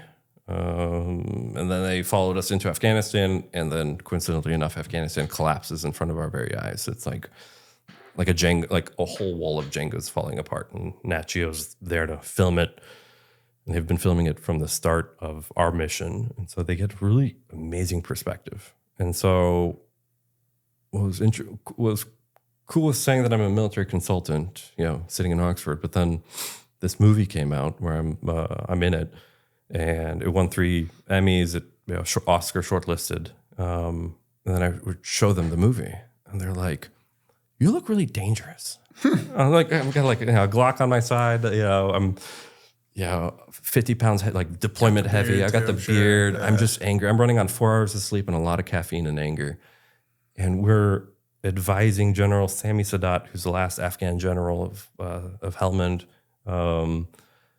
on how to maneuver his troops, and everything that is happening in front of the screen is stuff that had happened for me 2 years earlier, right? But now I'm seeing it again through these people's eyes. Mm-hmm. And here I am having this, I don't want to say an identity crisis, but I'm having like an awareness shift of like that my career is coming to an end, right? I've had an entire wonderful career. Like, how do I transition to these civilian world of like, oh yeah, that's what I used to do, but I don't do it anymore. But all the transferable skills have come with me, right? I'm still an advisor. I can still see things and pull them out of the air and put them together and bring them together, just as I could when I was 6 years old, 14 years old, and now I'm doing it professionally because the Army's telling me I have to do it, and they're enjoying how I do it. And so then watching the movie again, but watching it from their reactions, because and there's a reason Retrograde is called one of the best military modern documentaries in history, because they film it from the eyes of a special forces team, which they don't get to do, and then they film it from the eyes of General Sadat, who's trying to save his country as it's falling apart, and then the country falls apart, and they're still there. So they didn't even expect to be there. That's happening too. Yeah, I mean, it's height of COVID. We had to negotiate and barter their entrance into the country and vouch for them. It was interesting from my perspective because I was 17-ish years and on teams or in an SF, so I could predict what the team was going to do. So I would take Tim Gruchka, the cameraman. I was like, "Hey, be in this meeting over here specifically. We really want to be paying attention to this guy in this conversation because they're going to be talking about something pretty cool." Mm-hmm. And so I would kind of like preempt like what was going on. I was like, "Hey, this could be great if you guys can capture it on film." And then when we got the order to get out, we only had 10 days to get out. And so I turned to General Sadat. I was like, "You know what would be cool?" He's like, "What?" I was like, "It'd be cool if National Geographic could follow you and see what you do when we're gone." And he's like, "I don't know if I want that embarrassment." Because it's not his fault. I mean, the whole... Everybody knew. Yeah, everybody knew. Coming. Yeah. But I was like, on the off chance you get to pull it off, like, you'll be a hero of Afghanistan. And he's like, "Oh." I was like, "Not saying you will." I was like, "I don't think anybody in the world could pull this off." I was like, Afghanistan has been not even a problem, right? It's hard to say Afghanistan was a problem in the same way you say a hornet's nest is a problem, right? As long as you don't put your hand in the hornet's nest, it doesn't matter that there's a hornet's nest in the forest or hanging on your eaves of your house. As long as you don't mess with it. And so, but the instant you go there and say, "I have a solution for that hornet's nest," I'm just going to take a few steps back and watch you try your solution for that hornet's nest, right? Then, so Sadat and I had that, vague conversation. And I was like, "But if you do it," and I wanted to see it from a historic perspective because we're out. I was like, "But if Nat Geo follows you," so I brokered the deal between Nat Geo and him. And he said, "Okay, we'll follow him. Or we'll let them follow us." And so I was like, "Okay, good luck." So I leave. And 2 weeks later, I'm back in the States. My phone is exploding with 1,000 messages a day from like all our Afghan partners. "Get me out of here. Can I have $5 to do this? Can I do this? Can I do this?" And I'm sitting in a coffee shop talking to some people. I'm like, hey, can you get to this gate? Can you get to that gate? And everybody's trying to do the same thing. And Nat Geo, the movie Retrograde, captures really well the insanity of those last final moments and just people trying to jump moats and get through this one gate, Abbey Gate. And General Latif, one of Sadat's under generals to him, we're all talking, and I don't know how it fully played out, but he was, so as the Marines were welding the gate shut, an operator goes to them, says stop, sees General Latif right there, who we've been trying to get him and his family through for like probably a week. And he comes through with his family, and then they shut the gate behind him and weld it shut. Right? He is literally the last person through Abbey Gate. And I'm not saying I had much of a part. I was in the text conversation, right? Everybody was trying to put 100 good ideas into there. And I'm just glad that one of those good ideas came through to fruition, right? Because now he's actually, last I heard, he's in Texas. His family is relocated. Oh, shit, I might have to. Yeah, we could just see if we can get him on you. Yeah. Keep it secret, but we'll get him on. Yeah. But so to get somebody out of hell, right? If you think about it, like a Dante's Inferno scenario, like you've got thousands of people that you may know that you could try to get out, and you're trying to pull everybody out, but you only got two hands, and you're trying to do it from literally thousands of miles away, and then to find out that one of your guys got out, it was an overwhelming exhaustion, right? I just collapsed in the couch that I was sitting on. I was like, well, at least somebody got out. Like I can't fix that country. The hornet's nest idea, right? Like it was silly to, get in there in that capacity. It was very, there's a concept called, I learned later in life, it's called white saviorism, right? It's when it's derived off a philanthropic intent. Your intent is good, but if you show up to an African country with a bag of soccer balls and a bunch of T-shirts, and you're like, oh, we've saved this village with soccer balls and T-shirts. Any practical human's going to look at that and be like, well, did you really, or did you just give yourself some sort of self-affirming, like, oh, pat on the back, like we're going to take some pictures and we're going to go back to our make yourself feeling good about helping, but not actually solving the situation. Right. And so if you study history, you can see that, the Afghan war in 2001, a bunch of Green Berets came in, backed by the CIA and the Air Force, and they won the war they destroyed the Taliban. Taliban was on their heels within 3 weeks.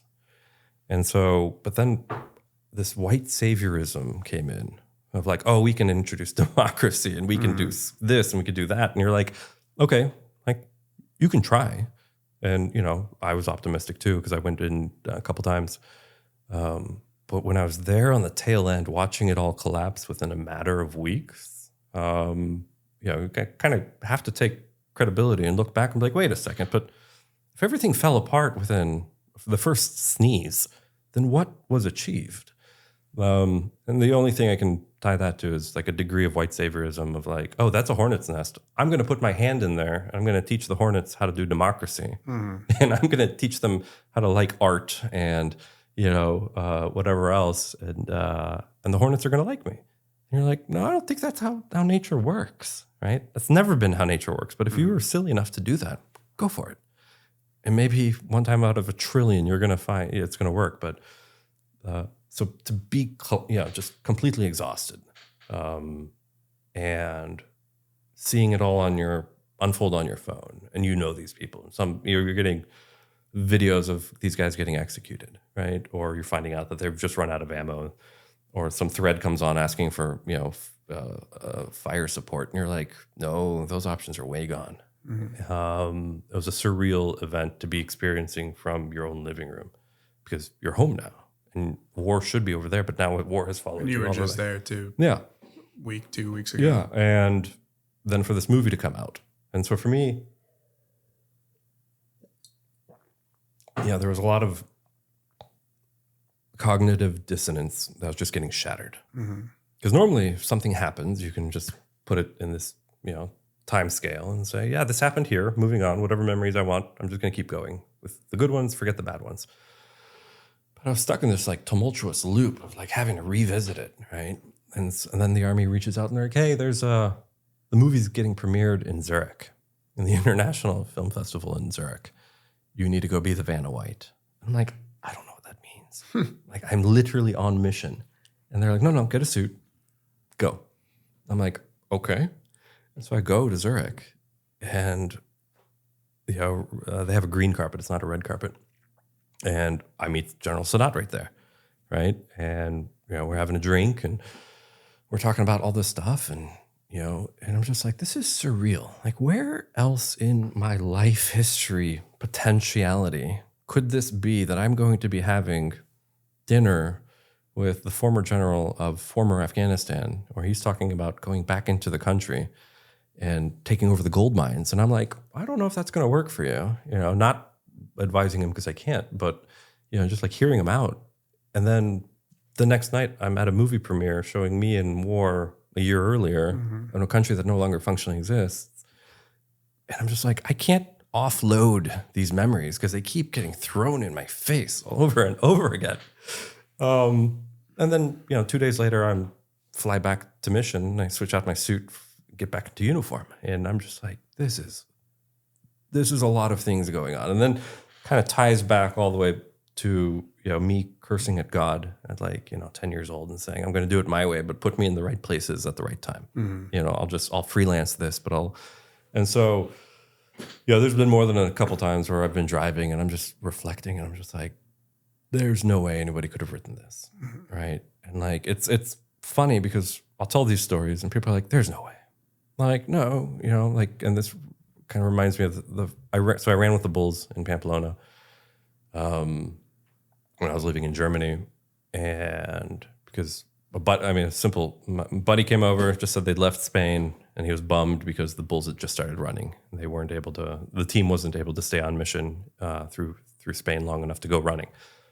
I turned to him, I'm like, well, what if we just fly back for the weekend and run and come back on Monday like a normal work day? We didn't put leave in. We're going to run with Bulls. This is just what Green Berets do.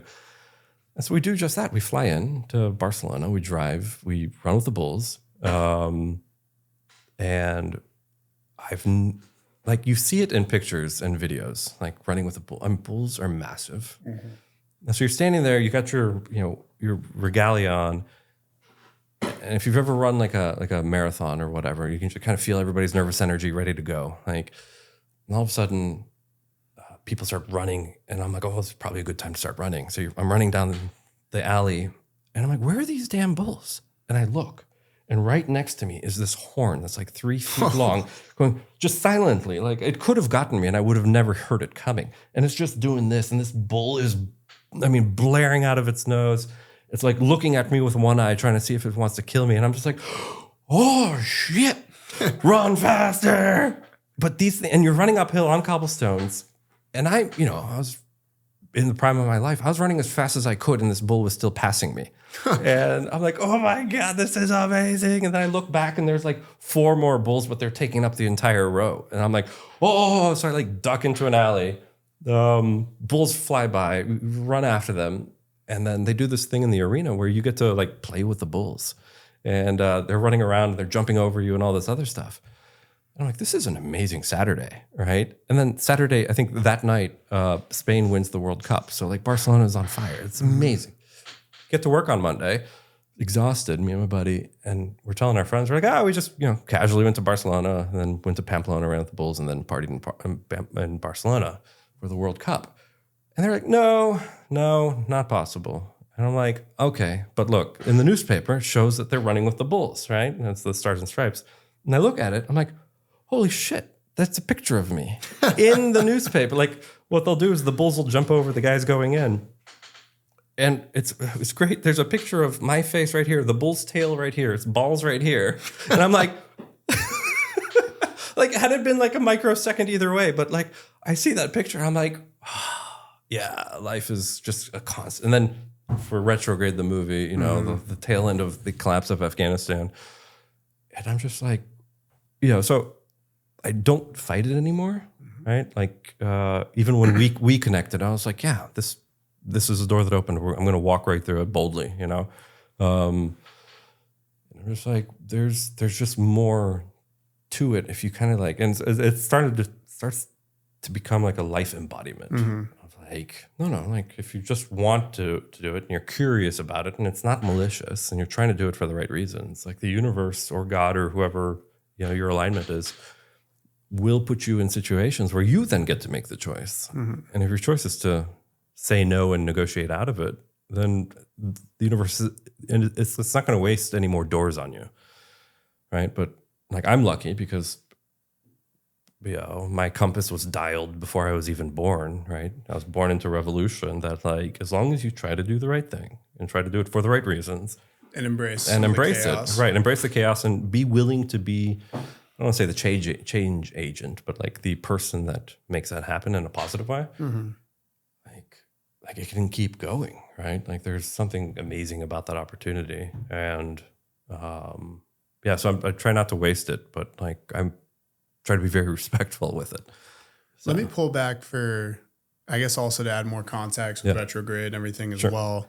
We were kind of highlighting your first deployment and all that, but I think like the funny maybe isn't the best word, but the juxtaposition of, again, you were speaking about how as a medic, you guys have some of the most stress, some of the most that's leading on you. And in terms of your experiences, you obviously, again, like leading up to Retrograde, saw all aspects of what that war actually was. So I guess if you could break that down, I know obviously some of the time you spent in the medical ward was a really kind of critical time. Before even getting into that though, I guess with your first deployment, do you remember your first combat experience and how that might have shifted you, or what that moment kind of felt like after all this build up? I'm trying to think how to frame this. So I remember landing in Afghanistan, and it was, that feeling you get when you like show up to Disney World. You're like, oh, this is exciting. I don't know what to do. I've been super trained and we're going to do this. But then if the contrast I can give you is that feeling, there's a scene in Hacksaw Ridge where like the unit shows up and they're like, oh, you're going up there. And then there's a big deuce and a half coming down the mountain, and it's full of body parts and it's full of like just burnt out soldiers. And like that exchange, right? They drive past each other. And so like I was wide-eyed and bushy-tailed, but everybody around me was just pissed off and just like, we're doing this again. And I had just gotten onto a team where a beloved guy had just been killed. He took an RPG. And so it was an interesting dynamic of me being just an arrogant young son of a bitch, thinking I could save the world, right? And so, but remember, like I just blew out my knee, right? And so it was very fucking apparent that I couldn't keep up in a functional way. But I wasn't ready to, I mean, it's like putting a NASCAR in a race, and you're going to say, okay, but one of these tires is going to be a normal tire. Like, no, it has to be a racing tire. So I was very self-identified against my own will that like I couldn't be functional there. And so I was like, okay, but I'm not done not being functional. And so I actually volunteered to stay back and just volunteer at Bagram Air Base at the Craig Medical Theater there. I was like, no, I've spent like years trying to be the best I can be. I've got to apply these hands to something and this knowledge to something. And so what was really interesting is, so when the team went off to go there, I went literally to Craig Theater, and I felt like a failure. I had just spent years of complete dedication, but I was like, okay, but what if there's something to learn here? What if there's something I can actually do here? And so I walk in and I'm like, hey, can you guys use a half busted but like emotionally fully available 18 Delta as somebody, special forces medic in your hospital? And they're like, yeah. I'm like, absolutely. And so I went to the administrator and they're like, okay, you're an SF medic, great. Started getting me going, and I walked to the charge nurse. I'm like, hey, I'm an SF medic. What can you do with me? Right? I've got my little Tin Man knee going. And they're like, okay, well, you can change bed sheets. I'm like, that sounds insulting, but I'll change bed sheets, Like my life has just been crushed right now. And so I started changing bed sheets, and in the process of changing bed sheets, like the next day or two, I see a guy handcuffed, an Afghan handcuffed to a bed, and he's covered head to toe in bandages. And I'm just like, who's this guy? Because he's being guarded by an MP. So I go up to the MP. I'm like, who's this guy? He's like, well, this guy's Taliban. I'm like, sweet. Like, I'm supposed to be killing guys like this. Here he is handcuffed, and I'm going to just talk to him, right? And kind of drawing from my days as a bartender, where I would just put a drink in front of somebody, and within 15 minutes, they're telling me their life story. I was like, who are you? What are you? And he refused to talk to me, right? I had to do bandages, refused to talk to me. So I got the translator. The translator effectively told me that his story was that he was a farmer whose wife had gotten sick. He, the Afghan, needed money to buy medicine. He couldn't get it from the coalition. So the Taliban, the local gang, which is really something I learned later, especially in the retrograde time of life. But the local Taliban said, "Hey, if you put IEDs in place for us, we'll give you money. You can buy medicine for your wife." And so he didn't want to take the job at first, but then they're like, "Hey, if you drive the motorcycle, we'll have another guy put the IEDs in." He's like, "Okay, cool." So he's driving the motorcycle. They're putting IEDs in place. All of a sudden, two Apaches come over the ridgeline and smoke him. All right. The guy behind him, he says, just vaporizes. The other round hits the fuel tank, catches him on fire. The coalition that they were going to ambush puts him out, puts him in the hospital. That's why he's in the hospital, all bandaged up. I'm sitting there. I'm like, wow, that sounds like a convincing story. I was like, no, but you're the Taliban. I've literally spent months, if not years, trying to, being told to kill you. But now I'm in this really weird position where charge nurse over there is saying, I have to change your bed sheets, and I'm a medic, but neither of us have guns on us at the moment, and you're so high on drugs right now because you're covered head to toe in burns. I guess I'm just going to treat you like a human right now. And so I started treating him like a human, changing his bandages out. And the thing with burns is like you put a bandage on and it soaks through like a paper towel, right? But this guy's soaking through everywhere. And so, running 4 bags on him, changing his bandages out. And the complication was that because he was handcuffed, because he was, a prisoner, he had, and he couldn't move, right? His only option was to poop on himself. And so like every hour someone had to wipe him and clean him up, and they were short staffed. And I was like, well, I guess this is my job for the next couple of days. So I'm wiping this guy's ass who I have been told and trained to kill. Right. And I would have, right. Had I been on the ridgeline, seeing these guys, putting it, I would have called it in too. Right. Like the logic is there. And so we get to know each other in that capacity. And then a couple of days later, a big tribal elder comes in. He actually kind of looks like Coop, right? He's just like this big dude in garb comes in. I get word. I was like, who are you? He's like, he's the village elder of that dude's village. I'm like, okay, stop. I was like, you tell me his story, right? Before you guys can collaborate, because I still don't trust this Taliban guy. And the village elder is like, tells the story. He's like, yeah, he needed money for his wife, took a job for the Taliban, got blown off the motorcycle. Now he's here. I'm like, okay, why are you here? He's like, well, I'm here to tell him that his wife died, right? Because she didn't get the medicine. I'm like, shit, right? And so, like, all the war stuff is like, obviously I'm in a war zone, right? There's casualties coming in every hour. And all of a sudden this human interaction is happening that, like, I'm not, as a young, arrogant, ready to go Green Beret, I'm not ready for this. And he tells the guy that's handcuffed what happened, that his wife died.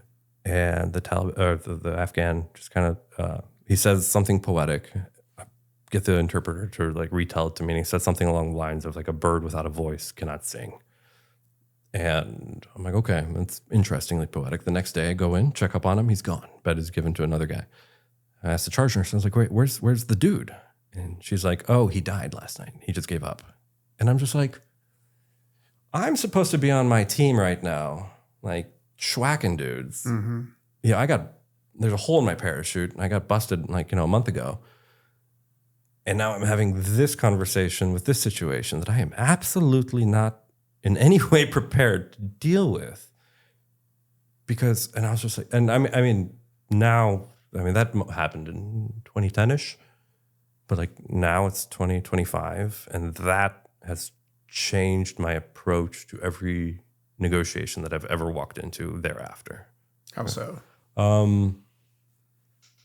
So there's a kind of mindset that everybody is right in their own mind, right? Every human you interact with, despite how irrational they may appear to you or to me, has justified what they're doing to themselves.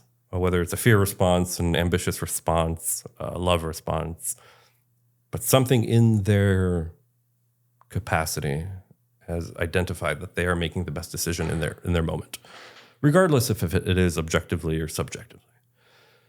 So I've walked into situations that have been, very fragile, very complex, and I'm just like, wait a second, if everybody thinks they're right, then let's take the morality of the rightness off. Let's take the decision, the position of moral superiority, that I'm more right than you are, and you're more right than they are because I want something. And let's just assume for a second we're all right, and then let's assume for a second we're all wrong. And I know that's vague. I can't talk specifics, but knowing that everybody is making a decision based off what makes sense to them. So I'm like, hey, tell me your position. Right. And I've walked into, we were one of the first SF teams in Ukraine, for example, because at this point I spoke Russian, Ukrainian, Polish. So I was a split team leader shortly after Maidan. And we're there talking with a Spetsnaz commander who just come out of Donetsk after defending the airport there, and seeing 90% of his troops get obliterated. And we're sitting there across from each other, and we are the first Americans that they've ever met. And we're just seeing if they even want to work with us, right? And I sit there and I'm like, hey, like, it's an honor to be taking, it's easy to approach any situation with like, I'm America, therefore you must do. But if you sit there like, hey, and treat this guy like the guy that just fought a major battle to try to save his troops and his men and is fighting an impossible situation against Russia, and not have the troops or manpower to do it with, or the equipment, the last thing I need to be doing is telling him what to do. And so I sat there, I'm like, hey, I don't even know the details of what you've gone through, but it sounds horrendous. And it's an honor that you're making time for us. This is what my SF team can bring to the table. This is what assets we can maybe draw and plan out in a year or two. How would you see us incorporating into your plan? And he looked at us. He's like, that's really different than how the Russians Spetsnaz do it. I was like, what do you mean? He's like, the Russian Spetsnaz, when they show up, they kick us in the chest and they say, this is how you have to shoot. And if we miss a shot, they hit my soldiers and they beat them. I was like, but you're telling me that you're going to show up and have a negotiation with me, like a business meeting? And I'm like, yeah, what else are we going to do? He's like, he reaches down, he pulls out a bottle of vodka, a couple glasses. And he's like, we're going to drink until that's empty, and you're going to tell me all about you. And then I'm going to tell you all about me. And that was the business meeting. And we drink that bottle, and then the next bottle. And I don't drink vodka anymore because I've drank a lifetime of it in Ukraine. But, when you're having these conversations with these people who the very next day are going to war and they're coming back and they're telling you the truth, they're only going to tell you the truth and they're only going to work with you as if you're telling them the truth. And so, but that's how that translates into me talking and taking care of an Afghan who's handcuffed to the bed because he was just trying to get medicine for his wife. I didn't have to take care of him. I didn't have to know that story, right? I didn't have to know about his wife. But I'm exceptionally lucky for that to have happened on my very first deployment when I should have been doing something else, right? And then there was another aspect where the charge nurse was like, okay, you've changed enough bed sheets. You can now work in the ICU. And I looked at her, I was like, you do know that I'm an SF medic, right? And she's like, yeah, go over there and now you can do like IVs. I'm like, what the fuck is going on? Like, I can do blood transfusions. I can do surgeries. I can prescribe like narcotics and medicine and antibiotics. Like, this is all I'm thinking. But I'm like, no, I've been hazed before. I'm just going to bite at this one. She wants to haze me. She'll haze me. And so I end up on the ICU side where people are recovering post-surgery. and, taking care of IV bags and foods and everything else. And I see this curtain. And I like go behind the curtain and pull the curtain back, and there's a bed back there, and there's a kid in there. And I'm like, oh, what's going on, buddy? And he's like, oh, you're just hanging out. I was like, your English is crisp. I was like, but you're an Afghan. He's like, yeah. I was like, how long have you been here? He's like, months. I'm like, oh. I was like, okay, what happened? And he like lifts up his shirt. He's got this big gaping hole. I mean, the size of a orange. And you can see his intestines, and you can see poop spilling out. You're just like, I'm like, that wasn't what I was ready for. And it turns out that this kid was hit by a flare by a passing convoy. Because they wanted the kids to get out of the way. They shot a flare, it hit a tree, it hit him.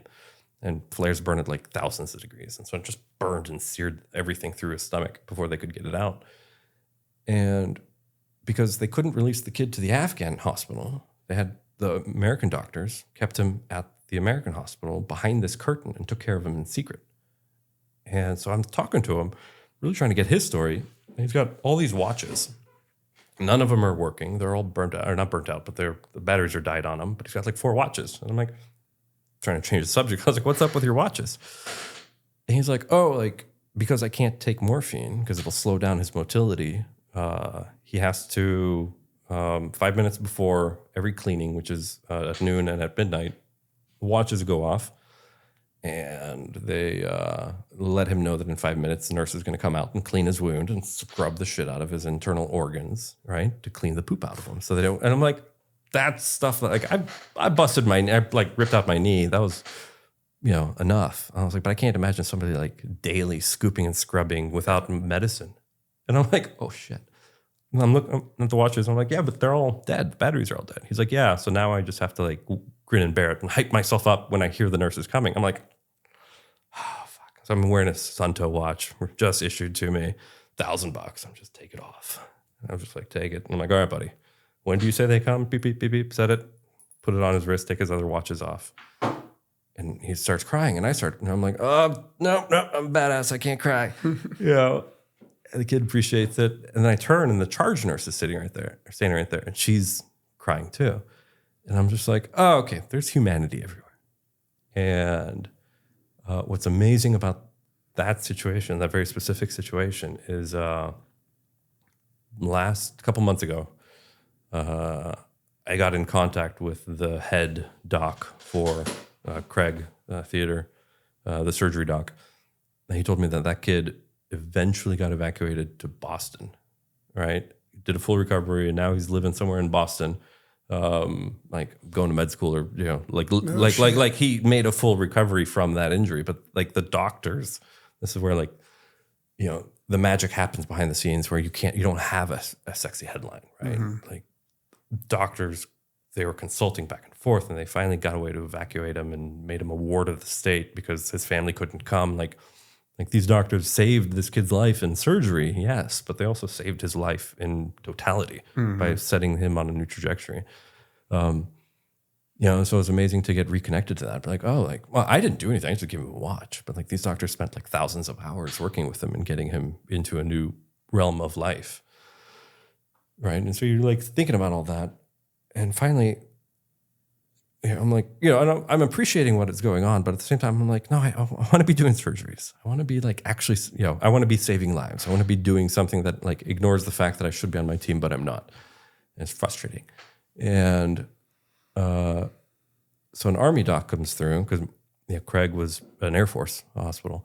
An Army doc comes through. He's like, hey, what are you doing? I was like, I'm a 18 Delta. He's like, oh, sweet. I've got a surgery going on in 30 minutes where American soldier got sniped in the head. Fortunately, the helmet caught it, but some shrapnel hit his brain. And I'm like, finally, thank you. And so I go into surgery. I'm all scrubbed up. Beep, beep, beep. Guy's laying there. His head's like right here to me. And the doc has basically dremeled this portion of his skull cap off, and he pops it off, and all this kid's gooey brain like spills out on my lap. And I'm just like, all right, now this is real. Like we had the Afghan Taliban guy, we had the kid, now we have an American soldier with like a bullet in his brain. And I'm just like, okay, what do I do? And the doc gives me this little silver tube. He's like, just start sucking things out that come freely out of his brain. I'm like, the thought I very clearly had, I was like sucking it out, watching the brain matter go through the tube. And I'm like, his memories are in here, right? Mm-hmm. His ability to think and exist are like now in my this tube. And I turned to the doc. I'm like, hey, like, how do I know like what I'm doing? Like his memories are in this tube. He's like, he turns to me. I'm like, is he going to be able to recover from this? And he's like, he's probably not going to be doing long division anytime soon. So I'm sucking everything out. And, but like the charge nurse comes in. She's like, what the F is that guy doing? He's just an SF medic, right? And I'm like, what does an SF medic mean to you? She's like, security forces. And I'm like, what are security forces? She's like, the military police for the Air Force. I was like, no, special forces for the Army. And she's like, oh, you're a bearded guy. I was like, yeah, that's why I have a beard. So apparently the Air Force calls bearded guys their special operators. Yeah. But SF, I mean, it's all about like simple lingo like that. But what's great about that is the guy whose brain I worked on, he and I got connected a couple months ago too. And he reached out and he was like, hey, I think you were the guy and I was the guy. And we like lined up timelines. And like, I was like, oh my God, I sucked out your brain. I'm like, how did you do? And he's like, apart from like paralysis in his hand and his foot, he like made a full recovery and spent 6 more years in the military. I'm just like, oh my God. I'm like, we're joking about it. I'm like, I'm sorry if I like sucked out too much of your brain. He's like, you just got rid of the bad ones. Yeah. He's like, no, it's good. He's like, there was a 99.9% chance I was going to die because I got shot in the head. And I was like, he's like, but you know, he had gone on his own life journey of like finding all the nurses and the doctors and like everybody that took care of him all along the way. And he'd closed his story loop that way. And so it was, you know, I'm 15 years, you know, in the future now, getting reconnected with people and traumatic things that have happened 10 years ago or 15 years ago in my past, right? So this ties into that loop of like, you know, with the movie, like with everything that was going on, like it's kind of in a you know spiritual way. It's very much closing the loop on things I would have never ever otherwise had the chance to, right? Because like how would I have known that guy's contact information ever for him to contact me 15 years later and say, hey, like, this worked out wonderfully, thank you. And then to find out that the kid got, you know, finally evac to Boston because the surgeon reached out to me and told me, right? I'm just like, oh, these were like story loops that I never knew the story to. And so that ties into the bigger thing of like, my whole life adventure has been like insanely amazing. And, you know, as long as you, and I try to embrace and try to teach it to my kids now too. It's like, as long as you're trying to do the right thing for the right reasons, and you accept the adventure and the responsibility of walking through that door, like there's a possibility that everything's going to work out better and beyond. So, but yeah, so like that was my first deployment of those life lessons, right? And then, so coming off Afghanistan Retrograde, right? There's a couple scenes in there, and my kids were watching it. They're like, Dad, what's your body count? And I'm like, huh. It's always a tough question. Right? Because it's a sexy headline, right? It's like, you know, oh, I was the guy that shot Osama bin Laden, right? I'm the guy that like, you know, did 400, you know, airborne jumps, whatever else. It's like the sexy tagline that, you know, I don't want to say it's anyone's fault, but it's such a tone deaf thing. If it can fit into 20, 30 words, great. And all of a sudden you get credibility off those 20, 30 words, right? Or that individual does. But then to be asked by my kids, like, you know, what's your body count? And I'm looking at them and yeah, at first I'm like, I don't want to talk about it. And they're like, okay. But, you know, they're 10 year in the age range of 10 now, 10 and 13. But they kept asking. Finally, the 13-year-old got the hint that I wasn't going to answer. And he let it go. He had the, you know, awareness. But then the 10-year-old kept asking. He was like, Dad, what's your body count? And like, he was just kind of, you know, at breakfast when we were driving, like over the course of a week. And I'm like, I turned to him. I was like, well, you know, it's higher than 0. It's less than 100. And he's like, okay. And that satiated him for like a day.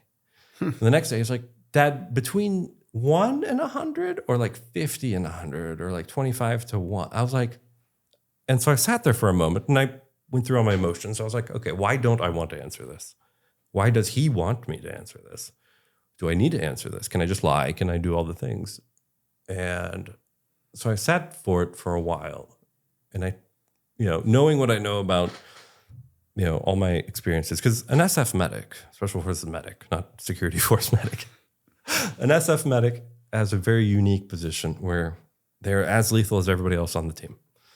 Yeah, they can achieve and do all that. But then they're also responsible for taking care of the individual if they didn't die, and taking care of individuals, either side, right? That got injured or killed. And so it's not just a one-time shot. Like, you take the shot, but then sometimes you're following up on the shot, not with more shots, but with actual medicine, right? Because the wrong person might have got shot, or you're now treating somebody that, didn't die. And so you see the human go through not the act of violence, but also the act of desperation, the act of recovery, and the act of hope, right? And so an SF medic gets this sort of like masterclass in humanity, whether they're ready for it or not. Mm-hmm. A Navy SEAL shoots a dude, and moves on, right? That sort of concept. But because Green Berets by default are also more highly empathic, right? They can see things differently, but because they can see things differently, that allows them to see the enemy differently, right? There's been situations I've been in conversations with Taliban guys, like, why are you giving me this information? And they're like, well, because this other Taliban gang leader took my kid, and because I wouldn't work with them to give my poppies, and it was like an internal, dispute, they took my kid and cut off all their fingers. And so now, yes, I want to kill Americans, but I want you to kill them more because they cut off my kid's fingers. And I'm just like, I can respect that. I would actually do the exact same thing. Yeah, fair enough. Right? I don't see you. I see you as a limited enemy. Just let's do a gentlemanly handshake where you're not going to attack me. I'm not going to attack you. Tell me where these guys are. Call me every time these guys are having a meeting. Right? We'll take care of it. And it worked out. And then when that was done, he was like, okay, we're enemies again. I'm like, cool. No problem. Like, but I respect the guy's decision because of the reason he made that decision. And, but that guy, all he wanted to do is raise heroin to sell, to make money, to buy food for his kids. Now his kids don't have fingers. Right? So like, you want to get into like the moral dynamics and ethical dynamics, like it gets hyper complex. But going back to my kid asking me what my kill count was, body count was, right? And so I'm sitting there and I'm remembering the very first time I almost died. It was reasonable. It was out of my control, is the better way to put it. So next trip to Afghanistan, mission's over. I'm sitting there pouring my first hot cup of coffee. We're trying to get to another base to reallocate ourselves. And again, in Bagram. And we're sitting there, and the way the rotators work in Afghanistan is pretty much kind of like an Uber. There's Chinooks and Blackhawks just doing rotators. And there's a schedule and everything else. And so the SF guys, we always get bumped to the top of the list, sort of like a Greyhound bus station. And so we talking to our air coordinator, we're like, hey, me and my buddy Clint need to get to this other base. And the air coordinator's like, all right, so a pair of Blackhawks are going to land right now in about 30 minutes. You can get to one base, take the Rhino bus, and then the Rhino bus will drop you off where you need to go, like a bus service. And so the Rhino bus is this huge up-armored bus. And I'm like, yeah, that sounds silly. And I was like, they're like, no, it's up-armored. It's safe. I was like, nope, I don't know. And so I'm holding this cup of coffee, and I'm like, oh, but then, and this coffee is so warm. First one, steam is coming off it. I'm like, oh my God, I just want this coffee. I was like, what's our second option? He's like, second option is you wait 24 hours. A pair of Chinooks are going to pick you up right here and drop you off in your base tomorrow. I'm like, I'm holding the cup of coffee. I'm like, okay, we'll take the second option. My buddy Clint's like, no, like, let's get back to work. Like, let's get back to the base. I was like, no, I'm going to trump you on this one, and we're going to do coffee. He's like, fine. And so we go back to Craig Medical Theater, and we're standing there. And if you've never been in Afghanistan, it kind of looks like Phoenix, right? Like you're landing there, just the mountains are all around you. And so we're standing there, and we talked to the hospital. We talked to everybody there. And I'm drinking the coffee. All of a sudden, these Blackhawks start coming in, and they land because we're next to the hospital. I think they thought we were somehow associated with the hospital. They land like from me to that wall and throw open the door. The crew chief starts offloading body bags, and you can feel the thumping. And they take off. The next one comes in, drops some body bags off, take off. The next one drops some body bags. And in front of me, there's like 15-ish body bags, black body bags. And I'm sitting there with my like third cup of coffee. It's steaming. But I'm looking at the body bags. And this was when I was still a medic. And they're so warm that steam is coming off the body bags. But like all of them, right? So it's like this beautiful scene and it's surreal. And all of a sudden the helicopters are gone. And the mountains are here. And no one else is there, right? The people haven't even come out of the hospital to deal with it. And I'm sitting there next to Clint. I was like, something bad just happened. It's like 15, 20 people just got shown up right here. And the mortician comes out and he starts cataloging them. I was like, hey, what happened? He's like, oh yeah, the Rhino bus just got hit with a 2,000-pound vehicle-borne IED. And I'm like, fucking kidding me. And I'm looking at the bags and I look over at Clint. And Clint's face is all white, right? Because everybody processes death differently. Like you can claim you're going to process it one way or another, but you aren't. And Clint is like, oh my God, Susie, his wife. He's like, she would have been so mad at me right now. I was like, this wouldn't be your problem anymore. So I'm drinking the coffee and I'm like, And I'm thinking, I was like, death has literally been delivered to me. Like, I would be another body bag right there. And for me to have been anywhere else on the base, but to be right here, to observe this helicopter land right there and deliver the dead people that I would have been dead with in front, like feet in front of me. And to be holding a cup of hot coffee with the same amount of steam coming off as the body bags. I was like, I turned to Clint. I'm like, after like thinking about it for a minute, I was like, you know, this is a gift, right? And Clint's like, oh my God, Susie would be so mad at me right now. He like repeats himself. And I'm like, no, like our deaths have been delivered to us. I was like, this is insane. I was like, this is a gift. And he's like, I don't know, man. And so like, to know that I could have already been dead and to have a 10-year-old asking me, Dad, what's your body count? I finally cracked the code on why it mattered. So I turned to him. I was like, how would you feel if I died? Like you right now, I go off to war and I die.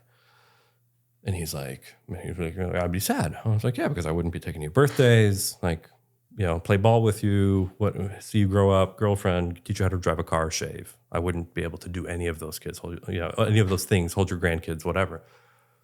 I was like, how would you feel? I was like, I'd be, he's like, he's using 10-year-old words, but he'd be traumatized. He'd be frustrated. He'd be hurt, right? I was like, okay. I was like, the reason I don't want to tell you how many people I've killed is because when I had to, those people's loved ones also felt that. They would feel exactly what you just described feeling. What you described feeling is theoretical, like, you know, as an idea because you haven't experienced it. They experienced it. And I was like, so out of respect for those people, my number is between 0 and 100, right? But I don't want you to experience that either. But I want to respect what I had to do in the moment, but I didn't enjoy doing, right? And so he kind of looked at me and was like, okay, I get it, Dad. And so like, that's why I hate the flashy headlines, right? Because it disrespects everything that happened.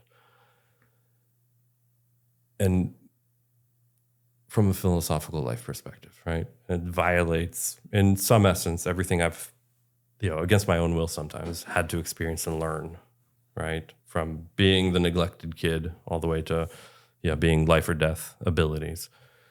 And then having to, be in this movie and relive and re-see myself, right? Because I see myself as a different human in that capacity, right? Which lends to the idea of everybody in their situation makes rational decisions based off how they see it.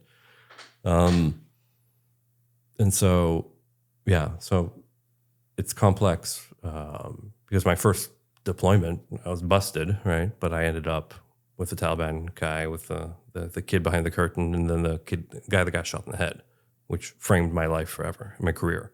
And then I end up, tail end of it having been or being in a documentary where some of those guys ended up dying anyway, right? And so, and then having to be asked by a 10-year-old, right? Like, what's cool about it? I'm like, let me really dig into this because it's not just like a bar top story. Like, I want him to know it's deeper than that. It's more complex than that.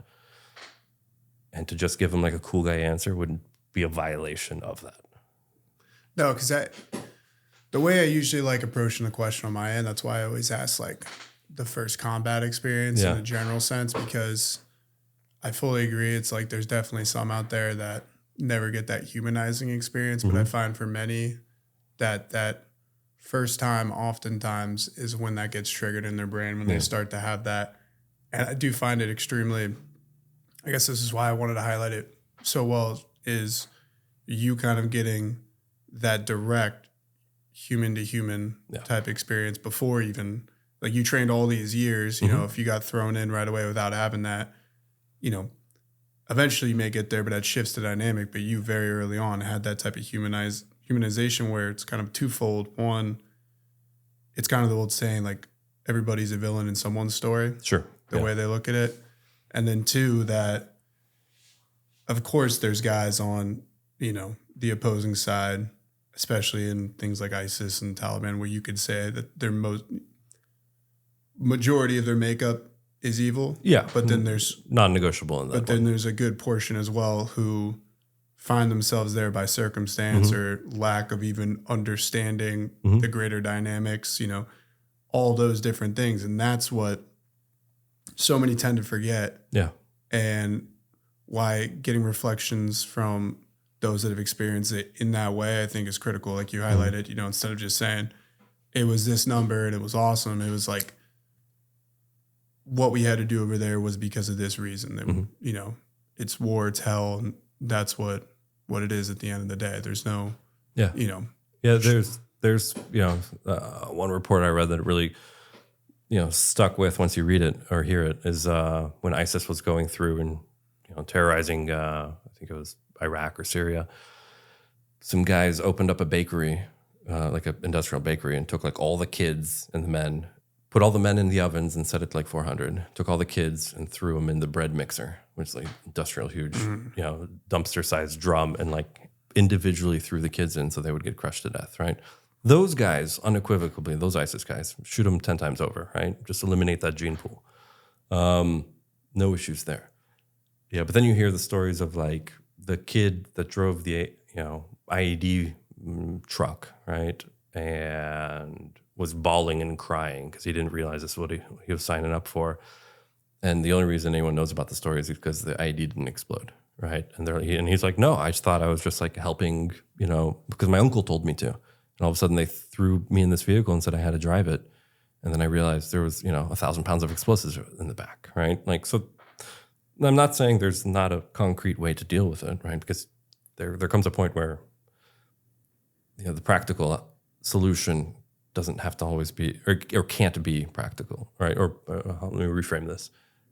The idealistic solution isn't practical. When you start using words like should have, could have, you know, et cetera, then you start throwing idealism in there, right? Like dealing with that threat is still, you know, terrible. Still war, right? War is a complex violation of a lot of things. But to know that kid was, you know, terrified and against his will is a way, you know, can be considered, right? But still, yeah, eliminating him might be the only solution. So yeah, to your point, yeah, like it's a complexity. And so, I mean, that's why I told him, I was like, I don't want to talk about this again, you know, to my kid. I was like, but it's between 0 and 100. And, you know, I need you to know that I did it because that's what I was, you know, required to do. But that's not something I want to celebrate doing. So let me ask this question because honestly, I don't know, next time that I may have a Special Forces medic on, and obviously go into detail as much as you can, but you kind of spoke about like your guys' duty while you're out there is obviously taking care of your guys, but if an operation is complete and there is other side, you guys are the first that are supposed to be helping as well. Did you have any experiences you're able to speak to with that where, again, it's a bit of a humanizing factor where it's like now that mission has been achieved, if you're helping a Taliban individual, is there a way that you're processing that or thinking that? No, I mean, not in the moment. No, like, I mean, you're going back to the guy in the bed, trying to get meds for his wife, etc. Like, I thought that was just an awesome story, and you know, you can't process that situation until you're more of the time frame that I'm in now. Career's over. You know, I've had a plethora of surgeries, I got stories out the wazoo. And it's sort of like asking an NBA player, like, hey, what are you thinking about when you're on the free throw on the finals? And you're like, don't ask him that, right? And so, like, yeah, I'm talking about your own conscious, subconscious. Like, I can't ask myself what I was feeling about that dynamic on my first deployment if I'm only halfway through my career. But now that I'm on the tail end of my career, I can start like cataloging myself and my situations and be like, oh, what did I derive from this? Or how did this really affect me? Or where did I re-see this again and again, or not again and again? Yeah, or how did that shape me, right? And so I don't think it's healthy for guys to process their deep emotions in the moment, right? Compartmentalization matters, because to operate at this level, you're not going to ask the fighter pilot, what were you thinking about when you were doing it? You're just going to trust that his instinct took him to do what he was doing, right? NBA player, hockey player, whatever, right? Anybody operating at the top of their prime. There's actually evidence against or for it that, like, if you ask them to describe what they're going to do, like, the wrong part of their brain activates, and then they can't do that thing because the flow state is gone. And so part of being in that flow state is not taking those memories beyond like the emotional, right? Like, if you can take it up to a limit and say, no, these are the factual tactical knowledges. This is the AAR. This is what we're going to change on a minute little, physical level. Great. But like, once you start opening up that Pandora's box and start going into the emotionalities of it and everything else, and, guys have, and there's actually one guy, jogging my memory, all the way back to basic training. He was a star performer, 18 X-ray. I mean, he was on paper, he was phenomenal. In reality, he was phenomenal. He could outdo everything. But the instant they gave us letters from home, he read a letter from a girlfriend or something, like, he had literally too much emotional overload, and he quit.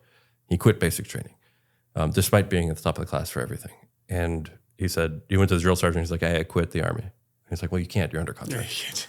And so the guy's like, okay. And the next day he starts peeing himself, and he starts pooping himself. And he puts himself in such a psychological reverse load, right? Because anything, if you think about it, in order for him to be able to perform to such an idea that he was outperforming 100 other dudes in basic training, that takes a lot of energy and focus, right? But the instant the emotionality came into play of, like, I don't know if it was a letter from his girlfriend or wife or what, but for him to reapply all that energy to say, now I'm getting out of basic and I'm going to act crazy to do it. Like, he took it to the nth degree, and finally they're like, yeah, cannot comply, right? And they booted him. But I think he was about to run away. Like, that's how, like, committed he was to that plan. And so I would say being able to do the job is one thing. Compartmentalizing it is a requirement, right? Whether you're an NBA player or, a paramedic or an airline pilot or Green Beret or anybody in special operations, right? But because the emotional aspect requires a different part of your brain that in some ways competes with your executive ability. And so, I don't know if that answers the question or just opens the door to that question. No, I know it's a tough one because, I mean, again, like, it wouldn't be something a lot of people would think of. Mm-hmm. Again, like, as a medic, your job, the guys you were just fighting, you suddenly got to, like, operate on, mm-hmm. Because, again, like, people love to think war is super simple. It's like, you guys go in, kill all of them. It's all, everything's good. It's like, no, there's so much complexity that goes behind it. And again, you guys are the first in line that go, we were just combating this person. Mm-hmm. Now we need to save them. And I think that's something that people wouldn't really think about. And again, you guys are the first in line that are facing that challenge, Yeah, I mean, that's a fair point. Like, it's easy to watch an NBA game, Michael Jordan or Kobe Bryant or whoever else, right, perform for an hour or two. And, the score, how many layups they did, how many rebounds they had and how long they played for. Like, that's what the civilian takes away from that engagement. What they aren't taking away is the hundreds, if not thousands of hours that individual, practiced and played and everything else. And, like, their every choice from what they eat to, who they hang out with to the brand of shoes they get, right? And so I think it's easy to take the easy consideration instead of the complex consideration. Mm-hmm. And that ties back to why when that question was asked to me by my class, so like, what do you do for a living? I'm like, oh, I'm a military consultant. And 2 words that surmises 20 years of, you know, I would say insanity, but 20 years of a high intense adventure with complexities that I wasn't ready for and complexities that, you know, I sailed through out of design or out of error or out of luck, you know, or I, you know, ate shit and had to dust myself back up, you know? But yeah, military consultant, because that's the easy tagline. So it's like an interesting, I mean, it's very accurate as well. It's like there's so much, because that's also, consultant can be so general, but it's like the way you guys operate is Green Berets. It's like, that's kind of the perfect titling too. Well, I guess following up with that as well, we're doing a lot of like humanizing. And I asked like Coop a similar question to Nas. Did you have any moments where you ran into or crossed paths with one of those individuals where you're highlighting that you think kind of genuinely defined the idea of like evil, or somebody that would stand out to you in that sense?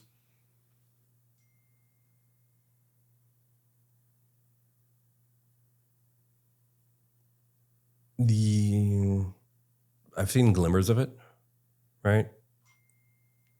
So yeah, I've seen glimmers of it in the sense of I saw it when I was 6 years old, right? When an individual can prioritize their own reality over the reality of kids. In the sense of, you know, because evil's an interesting thing to define, right? If you can deny somebody else's reality and you can deny facts and say, yeah, we're still going to eliminate this process, or like, I'm still going to make the choice that is 100% detrimental to that individual. But the problem with that is I could always understand that human's perspective, right? I'm trying to think if there's a very specific human that stands out. It's a characteristic, and I think I've seen shades of it, right? It's like this indifference to reality. I mean, I'm trying to think. I mean, part of the problem is that I understand what the other person has to go through to get to where they are, because I've seen shades of them doing that. Like one guy, I can't say that on record. I'm going to pass.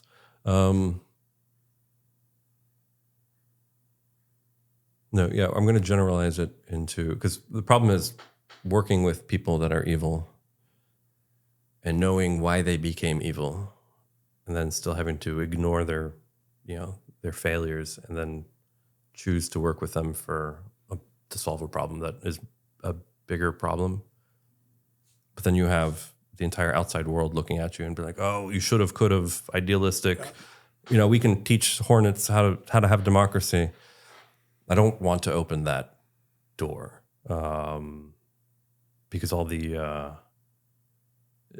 I don't want all these subjective and frankly ignorant opinions pouring in on that, and it'll change some things. So I'm going to have to professionally disregard that one. Not that because I don't want to, but because I actually can't. No. Yeah, trust me, I understand that. Maybe someday we'll get back on that one, because I do think it's a very interesting topic of, and at least my position, I can extrapolate a little bit. It's like, you know, I've heard this with plenty of guys I had on. It's so easy for us to think evil is always on the other side, but there's a lot of complexities where you'll face people that are, you know, how far in that spectrum, there's different variables, but at the end of the day, it's just like, you know, as you were kind of highlighting, it's a human condition thing. It's something that you can kind of learn to see. But I guess continuing forward, you know, one of the things that you highlighted, and I think's interesting in some of the missions that you had, is a lot of guys, there's a level of comfort that you get with death, with the possibility that you may not be here. Yeah. I know there's one mission in particular, in kind of the general sense that you and your team at the time essentially had to prepare for that. Can you speak to that a little bit? And I guess just kind of the mindset you were preparing for that. Yeah. So you don't take it beyond the very next act that you have to do. right? You pull the trigger, apply the tourniquet, make the call, right? Like as long as point A to point B is correct, you don't have to worry about point Z and overanalyze. You'll have those people that like overanalyze. You're like, no, just make the right call, the next right call, right. And that's honestly as far as you can take it. Because you can't over-intellectualize what's going to happen because you can't predict what's going to happen, right? I think even Coop mentioned like the plan will fall apart as soon as the first shot's taken. So what's interesting, like even in CQB, right? You're shooting each other with like 9mm rounds that have been replaced. So it's literally a 9mm bullet. Instead of the copper jacket and the lead, they replace it with a 9mm equivalent paintball. And so when you get shot, I actually got, I don't know if you can see this, I got shot here like 10 years ago, right? Because I was playing the bad guy, the OP4, and I had a pistol out in the shoot house, and I was shooting my buddies.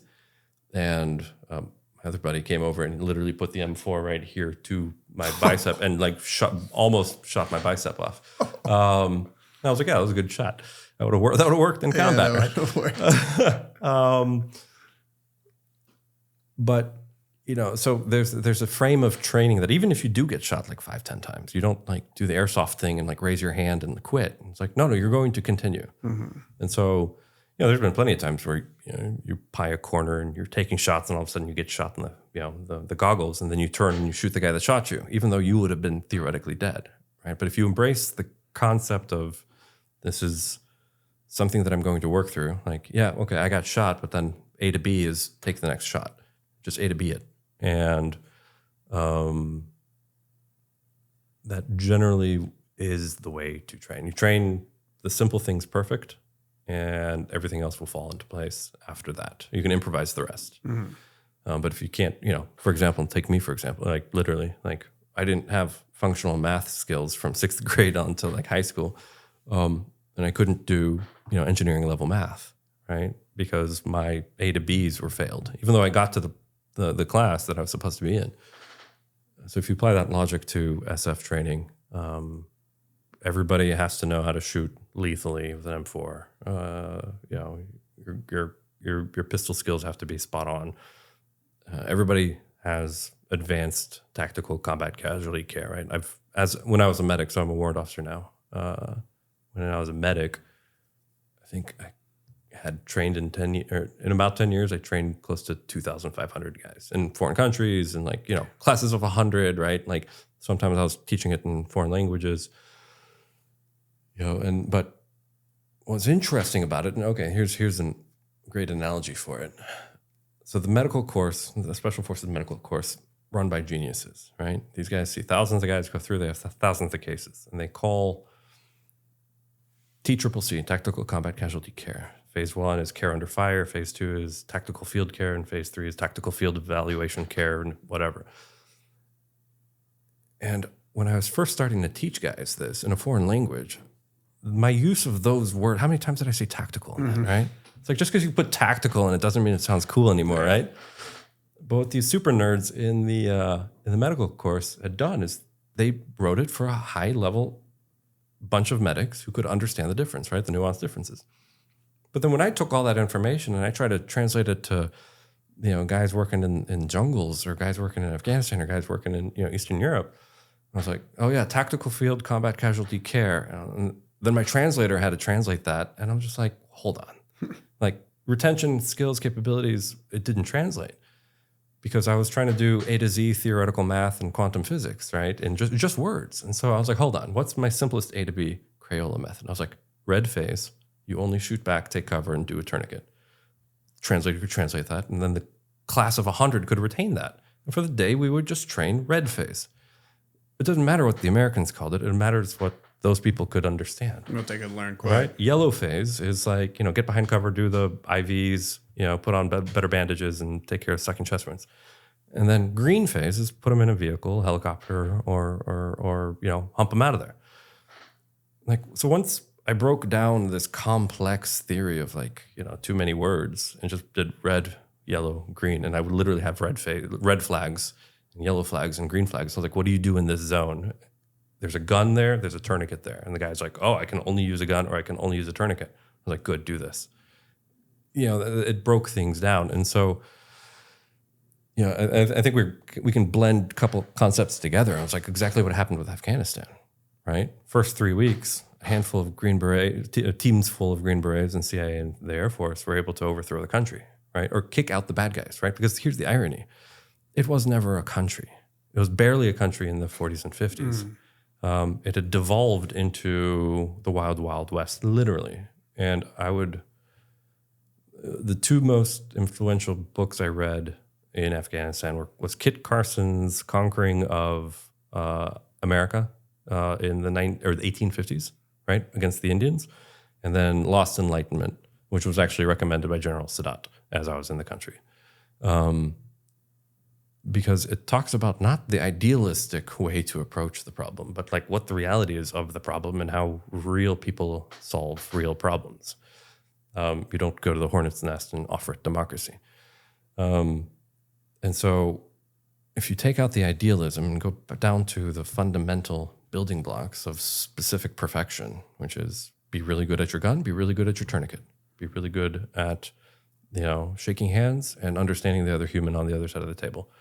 And then everything else will come out, right, of that. But if you're sitting in an idealistic situation, you can put fluffy things and you can complicate something that doesn't have to be complicated.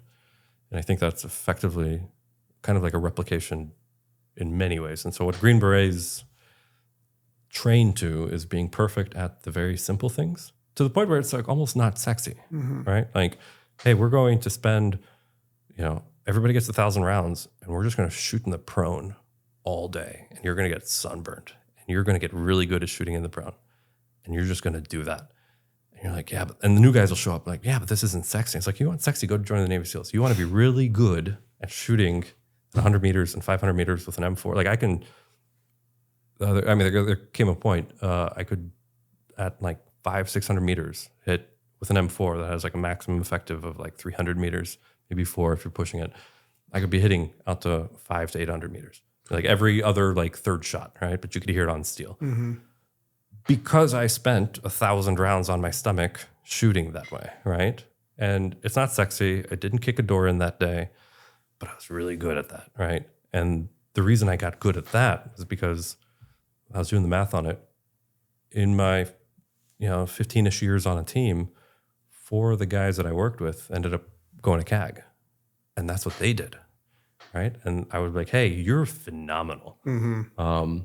These guys loved every nuance about everything. You want to talk about like following your passion, like knowing, knowing why the brass matters and where it was manufactured and how that's going to change the ballistics of the bullet and the gun that you're shooting. I was like, okay, you're a nerd, but I'm glad someone knows this information. Yeah. All right. You need to go even beyond special forces. Like the hacker guy. Yeah. Like the hacker guy.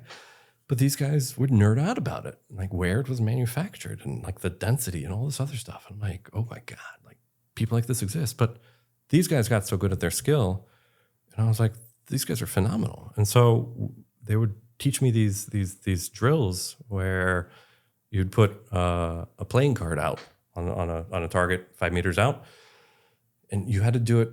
The numbers were insane. So pistol draw, shoot. You had to keyhole one of the symbols on the card, and you had to do it within less than a half second, the whole thing. So, and at first, my shots were all over, right? But after being on deployment with them for 6 months, and this is all we would do, because they found a case of 10,000 9mm rounds from another unit that left them behind and didn't take them home with them. They were like kids at Christmas. They're like, oh my God. And they burned through 10,000 rounds in less than a month, right? And you're just like, oh my God, right? Like fingers bleeding, like everything else. But their mentality wasn't, oh, my finger's bleeding, I should stop shooting. They're like, oh, if my finger is ever bleeding, this is how I will perform while shooting with a bleeding finger. Like they took it as an opportunity. Yeah. And I got so good, they beat the crap out of me every time, but like I could almost keep up with them, right? And I could keyhole at 5 meters in less than a half a second, 2 rounds on target, 9mm iron sights on top of that. And I was just like, this is amazing, right? This was back when I still had my cool guy stamp. But it makes sense that those guys took it to the next level and went even further. And one of those guys, I won't say his name, but I heard through the grapevine that he broke a CAG record while in CAG. Shit. And I thought about it for a second. I was like, yeah, but I'm not surprised. Yeah. I'm not surprised. You know, one of my buddies hacked a super secret, satellite communication systems because he wanted to have internet, right, on his mountain. And another just broke a CAG record. He shot, what was it? As it was told to me. So I'm going to caveat this. As it was told to me, you take your rifle, iron sights only, and you have to shoot a target 100 meters out, paper target, whatever. A bullet has a relative average of 1 MOA, so it's going to be off by 1 inch at 100 meters because of the just manufacturing limitations within manufacturing that round, a normal ballistic round. And the variances within the barrel and the variances within the sight, all those things combined, the best shooter, even if you encase that thing in concrete and sealed it in lead and then shot 3 rounds, would still have a 1 inch difference at 100 meters. Mm-hmm. This guy shot and keyholed all his rounds at 100 meters. So it means he shot below a 1 inch MOA, which is better than the capability than the bullet and the gun and the sight was designed to be able to do. Like, that's science, right? Yeah. And they didn't believe him, right? They're like, no, you did it, but you're going to do it again. And so he did it again. So like this guy had shot, and I'd seen him shoot thousands of rounds in a way that was impossible to comprehend. And I saw him nerd out about the concern from where the brass was manufactured and like the density of the brass and like the grain and how this and the humidity, and he would know this stuff, rattle it off. And then to find out, later in the grapevine that he had broke a CAG record by doing that. And I'm like, yeah, but I've been on a team with this guy. Like, this actually makes total sense. You've told me that, if you were interviewing Picasso and Picasso said, yeah, I painted a painting and it's worth $1 million. You're like, yeah, that's what a Picasso goes for. That's what you do, yeah. Yeah, that's what he does. And so, but then that guy left CAG because he was like, yeah, I'm ready to start a family. I'm like, that makes total sense too. Like, you just left because you did your contract and you had fun and you challenged yourself beyond capacity and you checked that block. That was your adventure line, right? Like, it totally makes sense that you would do that. I was like, how is it being a family man? He's like, I fucking love it. I'm like, great. And that was it. And, but like, to know these people and to know that that's like what you do is you spend 1,000 rounds on your stomach shooting, prone because one day you may have to do it.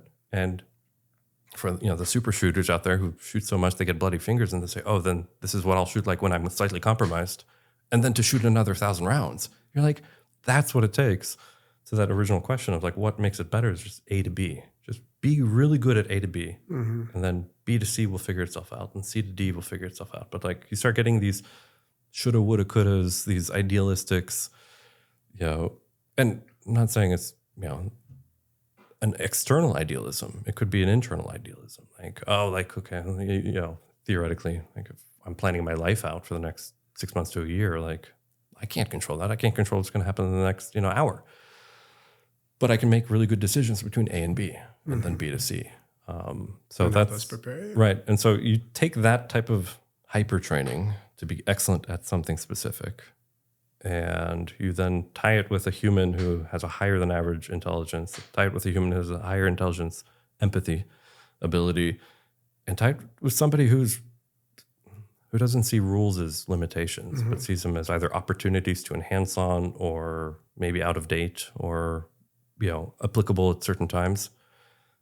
And then you take that person, and there's a reason why only a few people become Green Berets, right? Because the adventure that opens up for you, if you are that type of person, and you sign up for the Army or special operations in general, and you say, yeah, I'm this type of person. And I mean, take me, for example, like in between, college and making pizzas and landscaping and being a bartender, I had all these small little jobs. Like I delivered phone books back when phone books were a thing in college, made pizzas, did landscaping. I was a server, bartender. I was an accountant. I hated it. I hated it. I almost went to med school after being a medic. So I spent a month working in a hospital. I realized I couldn't do it. So I went and became a warrant officer instead, a special forces warrant officer. I had the opportunity to be a helicopter pilot. All these options were on the table. but I imagined what life was going to be like under those conditions at all times. And so I was like, no, like those would actually limit my adventure options. There's something out there for me. Yeah, there's something else out there for me. And so like if you can take that type of human who has those components and sign up for, I'll just say special operations in general, where you get paid to solve more problems and find solutions to more complex situations than you will ever be aware of. Because there's no way I could have written my timeline out, right, to get to where I am here. But like, yeah, special operations is like the home for that type of person, right? The type of person who wants to work with guys like Danny, right? Guys like, you know, the couple guys that I know that I've mentioned. And what's crazy about it is that like not enough guys know about that, even girls, right? And they're like, no, you could exceed your wildest capacities. And you'll wake up in 20 years and you look back on it and be like, oh my God, this was amazing, right? And so, but to know that it fundamentally ties down to A to B, you know, do the hard thing well, do it so well that it becomes second nature. Like there's a recipe in there it's like making good cereal for breakfast, you know? It doesn't have to be complicated. Let me ask this then. If someone had to ask, as like a Green Beret or just Special Forces in general, if they said, how can I solve any problem? So if I have a problem in front of me, what would be the approach to solving the problem? Obviously, you can keep it as high level as you want, but just kind of like a general, this is the structure of how we approach it. No, this is good. I heard this at a graduation, like a buddy's graduation later in my career that I wish I heard up front when I was graduating to be a Green Beret. Instead, there was some general that spoke for like an hour at the graduation and like everybody fell asleep. Had he just compressed his statements to what this colonel said, like about 15 years into my career.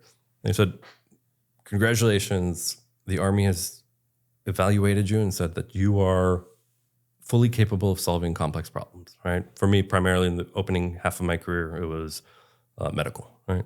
Medical and tactical.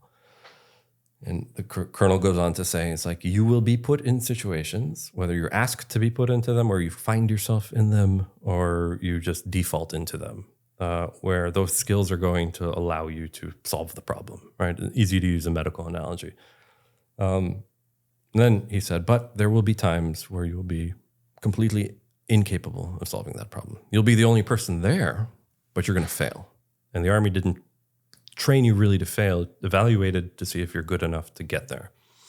And so the colonel goes on to say, he's like, you're going to have to find grace because 9 times out of 10, you're going to solve that problem beautifully, right? But there's going to be 1 time out of 10, you are going to be either the wrong person for the job, the problem's too big, you're going to make the wrong call. And when that happens, because it's going to happen, it happened in my career, it's happened in everybody's career, you're going to have to give yourself grace. You're going to have to ask for forgiveness.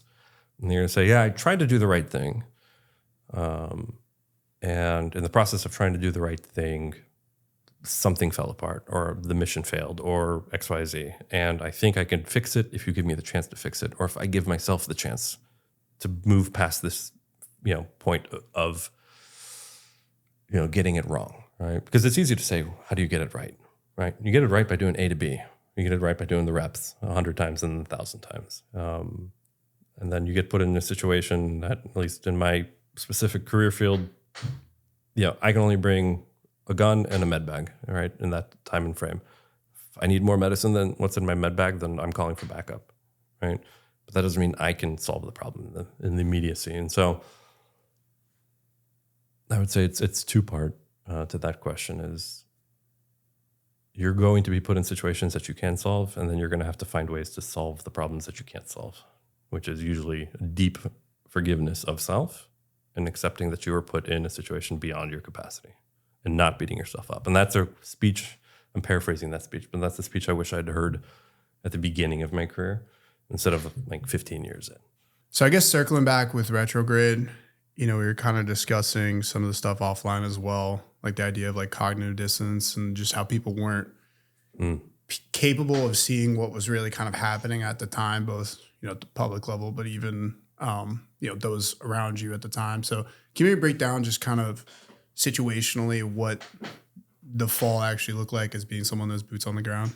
Yeah, I mean, for full clarity, we were the last Special Forces team out of Helmand, Afghanistan.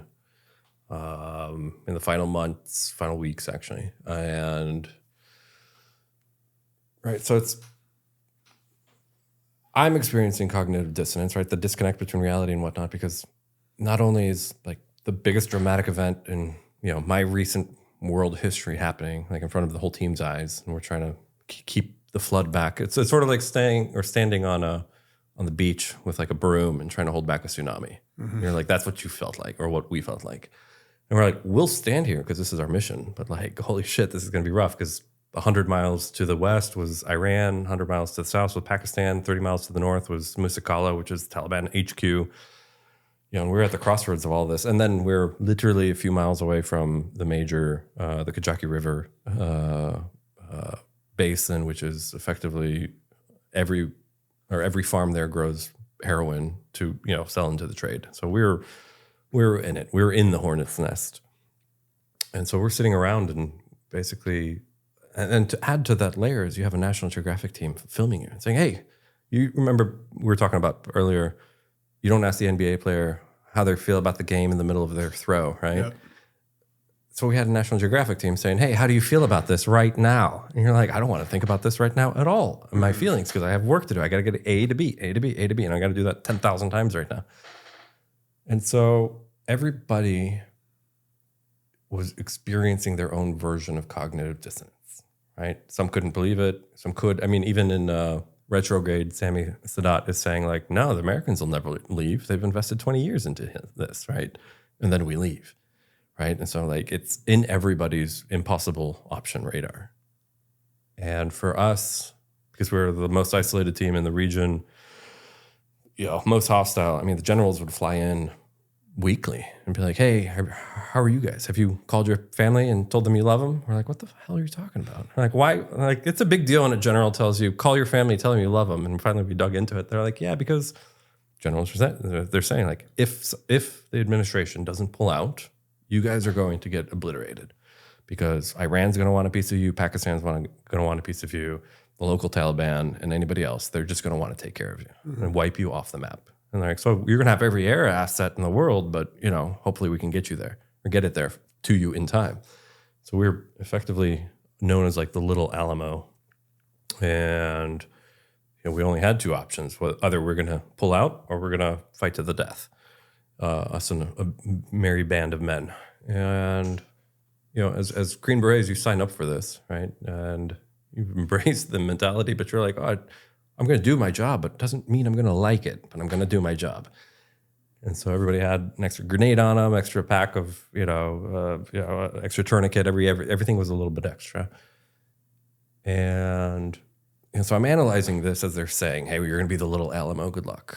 And I was like, okay, what are they most likely going to do? They're going to most likely do indirect or an insider threat. We can handle the insider threat, but the indirect, right? So like a 120 millimeter mortar round, it's like this wide, like this big, and you got to lift it like you're lifting a little baby. And so I'm sitting there. I'm like, yeah. So we're living in Connex hooches, and all our buildings are, a quarter inch, eighth of an inch thick sheet metal. And I'm starting to look around. I'm like, what happens when a mortar round hits a Connex, right? Well, like, has that ever actually been experimented on? And the answer is no. And so I started laughing. I'm like, okay, well, if this is our most likely threat, we should probably prevent or plan against this, because we're all packed in like sardines. The last thing we want to do is be easy to pick up, during the autopsy, because, we're all just obliterated. And so, mind you, this base, Antonic, used to be a British base. There used to be tens of thousands of troops on here. A water processing center. I mean, it was massive. But now you've just got like a little footprint, right? Like literally less than a city block, where the entire city has now been abandoned. It feels like New York City in some sort of apocalyptic movie, right? These giant T-walls that weigh like 20 tons and took thousands of dollars in cranes to put in place. Like, I had the thought, because I was looking at these things, I'm like, wait a second. These are going to be like Harridan's Wall in, northern England 2,000 years from now. People are like, oh yeah, the one time these, Empire of the West, Afghanistan. Yeah, right. And so these monolithic T-walls are never going to leave, because they just won't. And so I'm having my reality of the situation, and also knowing that we're going to be prime targets for the Taliban when they get pissed off at us. And so we're driving through wastelands, that hasn't seen a human in months. And I see these Connexes. They're an MWR washing machine facility, like a laundry facility. You just drop your stuff off, right? Used to run for whatever. I'm sure the contract was like $100,000 a month back then. But they're just sitting completely unused. There's washing machines and dryers in there full of dust and sand. And I'm like, these will do. So I call the EOD guys. I'm like, hey, give me 2 120 rounds. Rig them up on top of this Connex and blow them up. And the EOD guys are like, why? I was like, because I told you to. They're like, are we going to get in trouble? I was like, who the hell's here to get anybody in trouble? Like, no one knows we're here. And I mean, this is also the same kind of equation where you'd expect like a zombie to come out, right? You're like, hey, like the Taliban could legitimately be hiding in one of these buildings and they're just going to ambush us, right? So it was a really weird apocalyptic dynamic. But so we blew up these 120s on top of these Connexes because that's what would probably come in. And this Connex blew out like a sardine can and flame, fire, and everything else. And I looked at it and I was like, holy shit, like we're going to die if we start taking indirect because this much sheet metal protects us. And this mortar's coming in at 100 to 200 miles an hour. And the shrapnel is just going to shred through like 3 or 4 Connexes. Like it's insane to see what a 120 will do. It's actually terrifying. And so I put my brain against this. I'm like, well, I don't want any of my guys to die. I don't want me to die. I don't want anybody to die with an indirect. And so I take these metal Air Force pallets and I put them out in the range. I get a drone and I'm looking above it and we're launching mortars onto it and finally get a direct hit, evaluate the explosion pattern. And it's brutal, even through metal, thicker metal, right? And so I'm like, all right. And so drawing from like World War II, like you ever seen the old German tanks? They have the extra armor like bolted on like a foot off or 2 feet off. I'm like, what if we do that, but like vertically? And so I do a sandbag layer and like a vertical plywood layer to do an early detonation and catch all the shrapnel and everything else. And it works like a charm. It's amazing. I'm like, oh my God, like a couple bags of sand and, some plywood and an Air Force pallet can save somebody's life. And so we do this, I put it in a report and I send it out and we do it on our base, but then a general, like there's a general in Afghanistan, he gets the spreadsheet and he's like, holy shit, this is amazing. And so he's like, let's do this for every living quarter in Afghanistan, right? Like the fact that you combat tested it, you did a thorough examination on it. And he's like, yeah, we're going to do it on every remaining U.S. base in Afghanistan. And I mean, it was to the point where there were privates in Kuwait loading up sandbags, putting them on pallets and flying them into Afghanistan just so we had more sandbags. And at the end of the brief, the general was like, good job. Oh, but by the way, how are you going to pay for that MWR laundry facility and those 3 Air Force pallets you destroyed? And I'm looking at him, I'm like, are you cracking a joke right now? Like, or are you really serious? And I'm like sitting there, I'm trying to absorb the situation and read the room because he's like dead faced. And he's like, yeah, we'll have to look into how that's going to get budgeted out. And I'm like, what do you mean? We're leaving, $10,000 T-walls and like MWR facilities and like everything through the roof. And you're going to talk about coming after me for like some Air Force pallets? And then the Air Force actually found out what we were doing with their pallets because that was going to be the default for every layer. And Air Force was like flying in pallets by the tens to give to Afghanistan because they thought it was going to be part of the evacuation, not knowing that it was going to be part of the defense plan, the pre-detonation layer. And as soon as the Air Force found out about that, they like turned their C-17 back and flew. Like, you are not getting 1,000 Air Force pallets to blow up. But yeah, so the cognitive dissonance, right? Like, oh yeah, we're in an Alamo situation. We're calling our family, as often as we can to tell them we're alive. And we're building a pre-detonation layer and like experimenting at this level. Abandoned spots. Already abandoned spots. And then this individual is saying, oh yeah, but, and then, goes back to what they know, right? Your base level of training. Like, oh, but how are you going to pay for it? Mm-hmm. And I was like, I don't know. I'll start a GoFundMe page. I don't know, right? Like, I'm just trying to keep my guys alive for when a 120 comes in. But what's interesting about that, that was like March, April timeframe, right? Like it was getting bad. Things were trending very poorly. No official decision had been made. But then when the decision got made, we 10 days to pull out, that sort of thing. We consolidated. I ended up back in Kabul. It was like the last exit.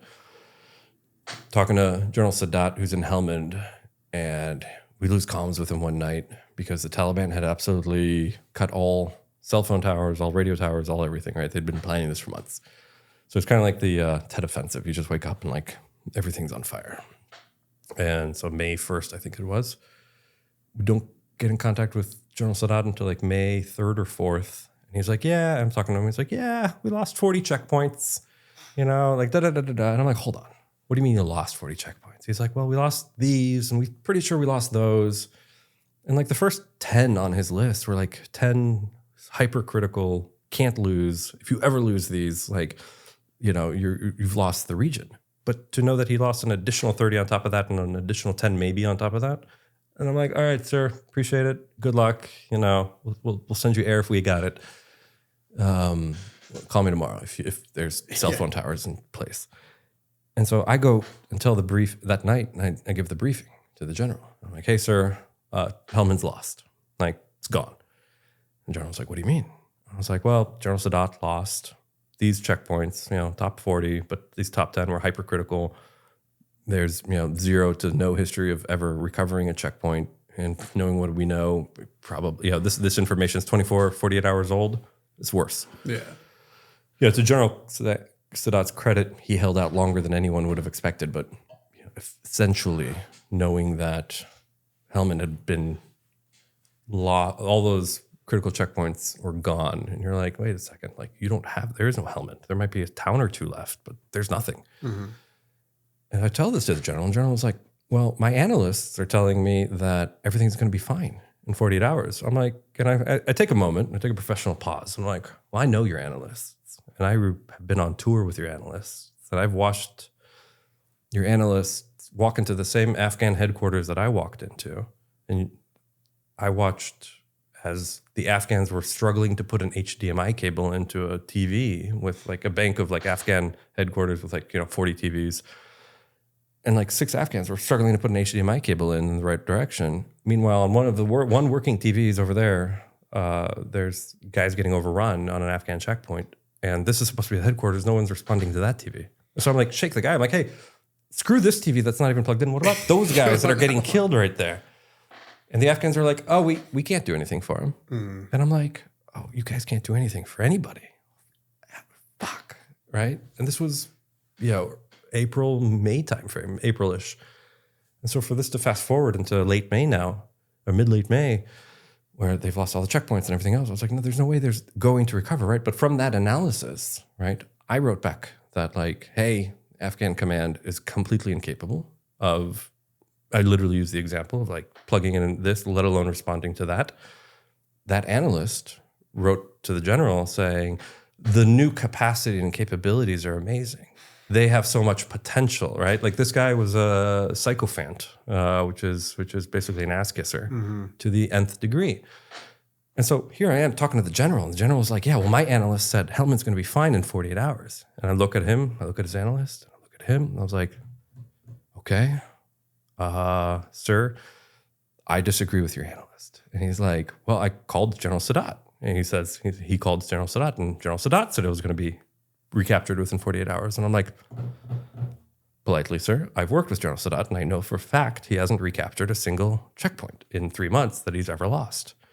And this general and I just kind of have a stare off. I'm not telling him he's a liar. I'm just telling him his facts are wrong. And the general finally turns to me. He's like, well, would you agree with me, right? So when a general tells you, will you agree with me?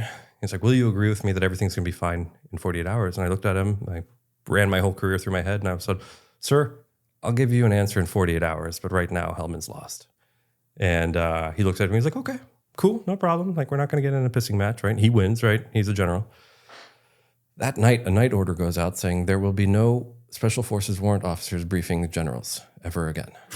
I am the only Special Forces warrant officer out of a staff of 50 briefing generals. And I'm like, I read the memo, I'm like, oh, great, good. Like, my war in Afghanistan is over, right? And so 36 hours later, General Sadat's evacuated.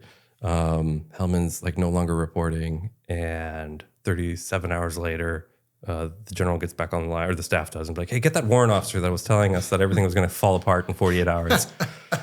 So I get on, I start briefing again. And he's like, what's going on in Helmand? I was like, nothing's going on in Helmand. He's like, what do you mean? I was like, everybody's gone. All the comms are gone. Like, Tet offensive is what I call it. I was like, this is like the zipper effect. He's like, the general's like, what's the zipper effect? I was like, when like you're putting on a zipper on a jacket or whatever and it's stubborn, but then you get it and then it goes. I was like, that stubborn thing was Helmand. Everything else is straight to Kabul.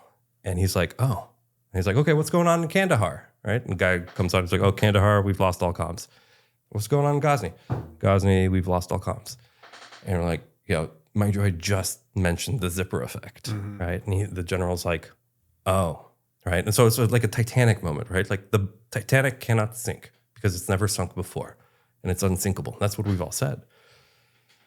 And so to be sitting there in that room and be like, oh my God, like the smartest people in the world, I give them grace, right? And give myself grace, give everybody grace. Everybody has a light switch moment in realities.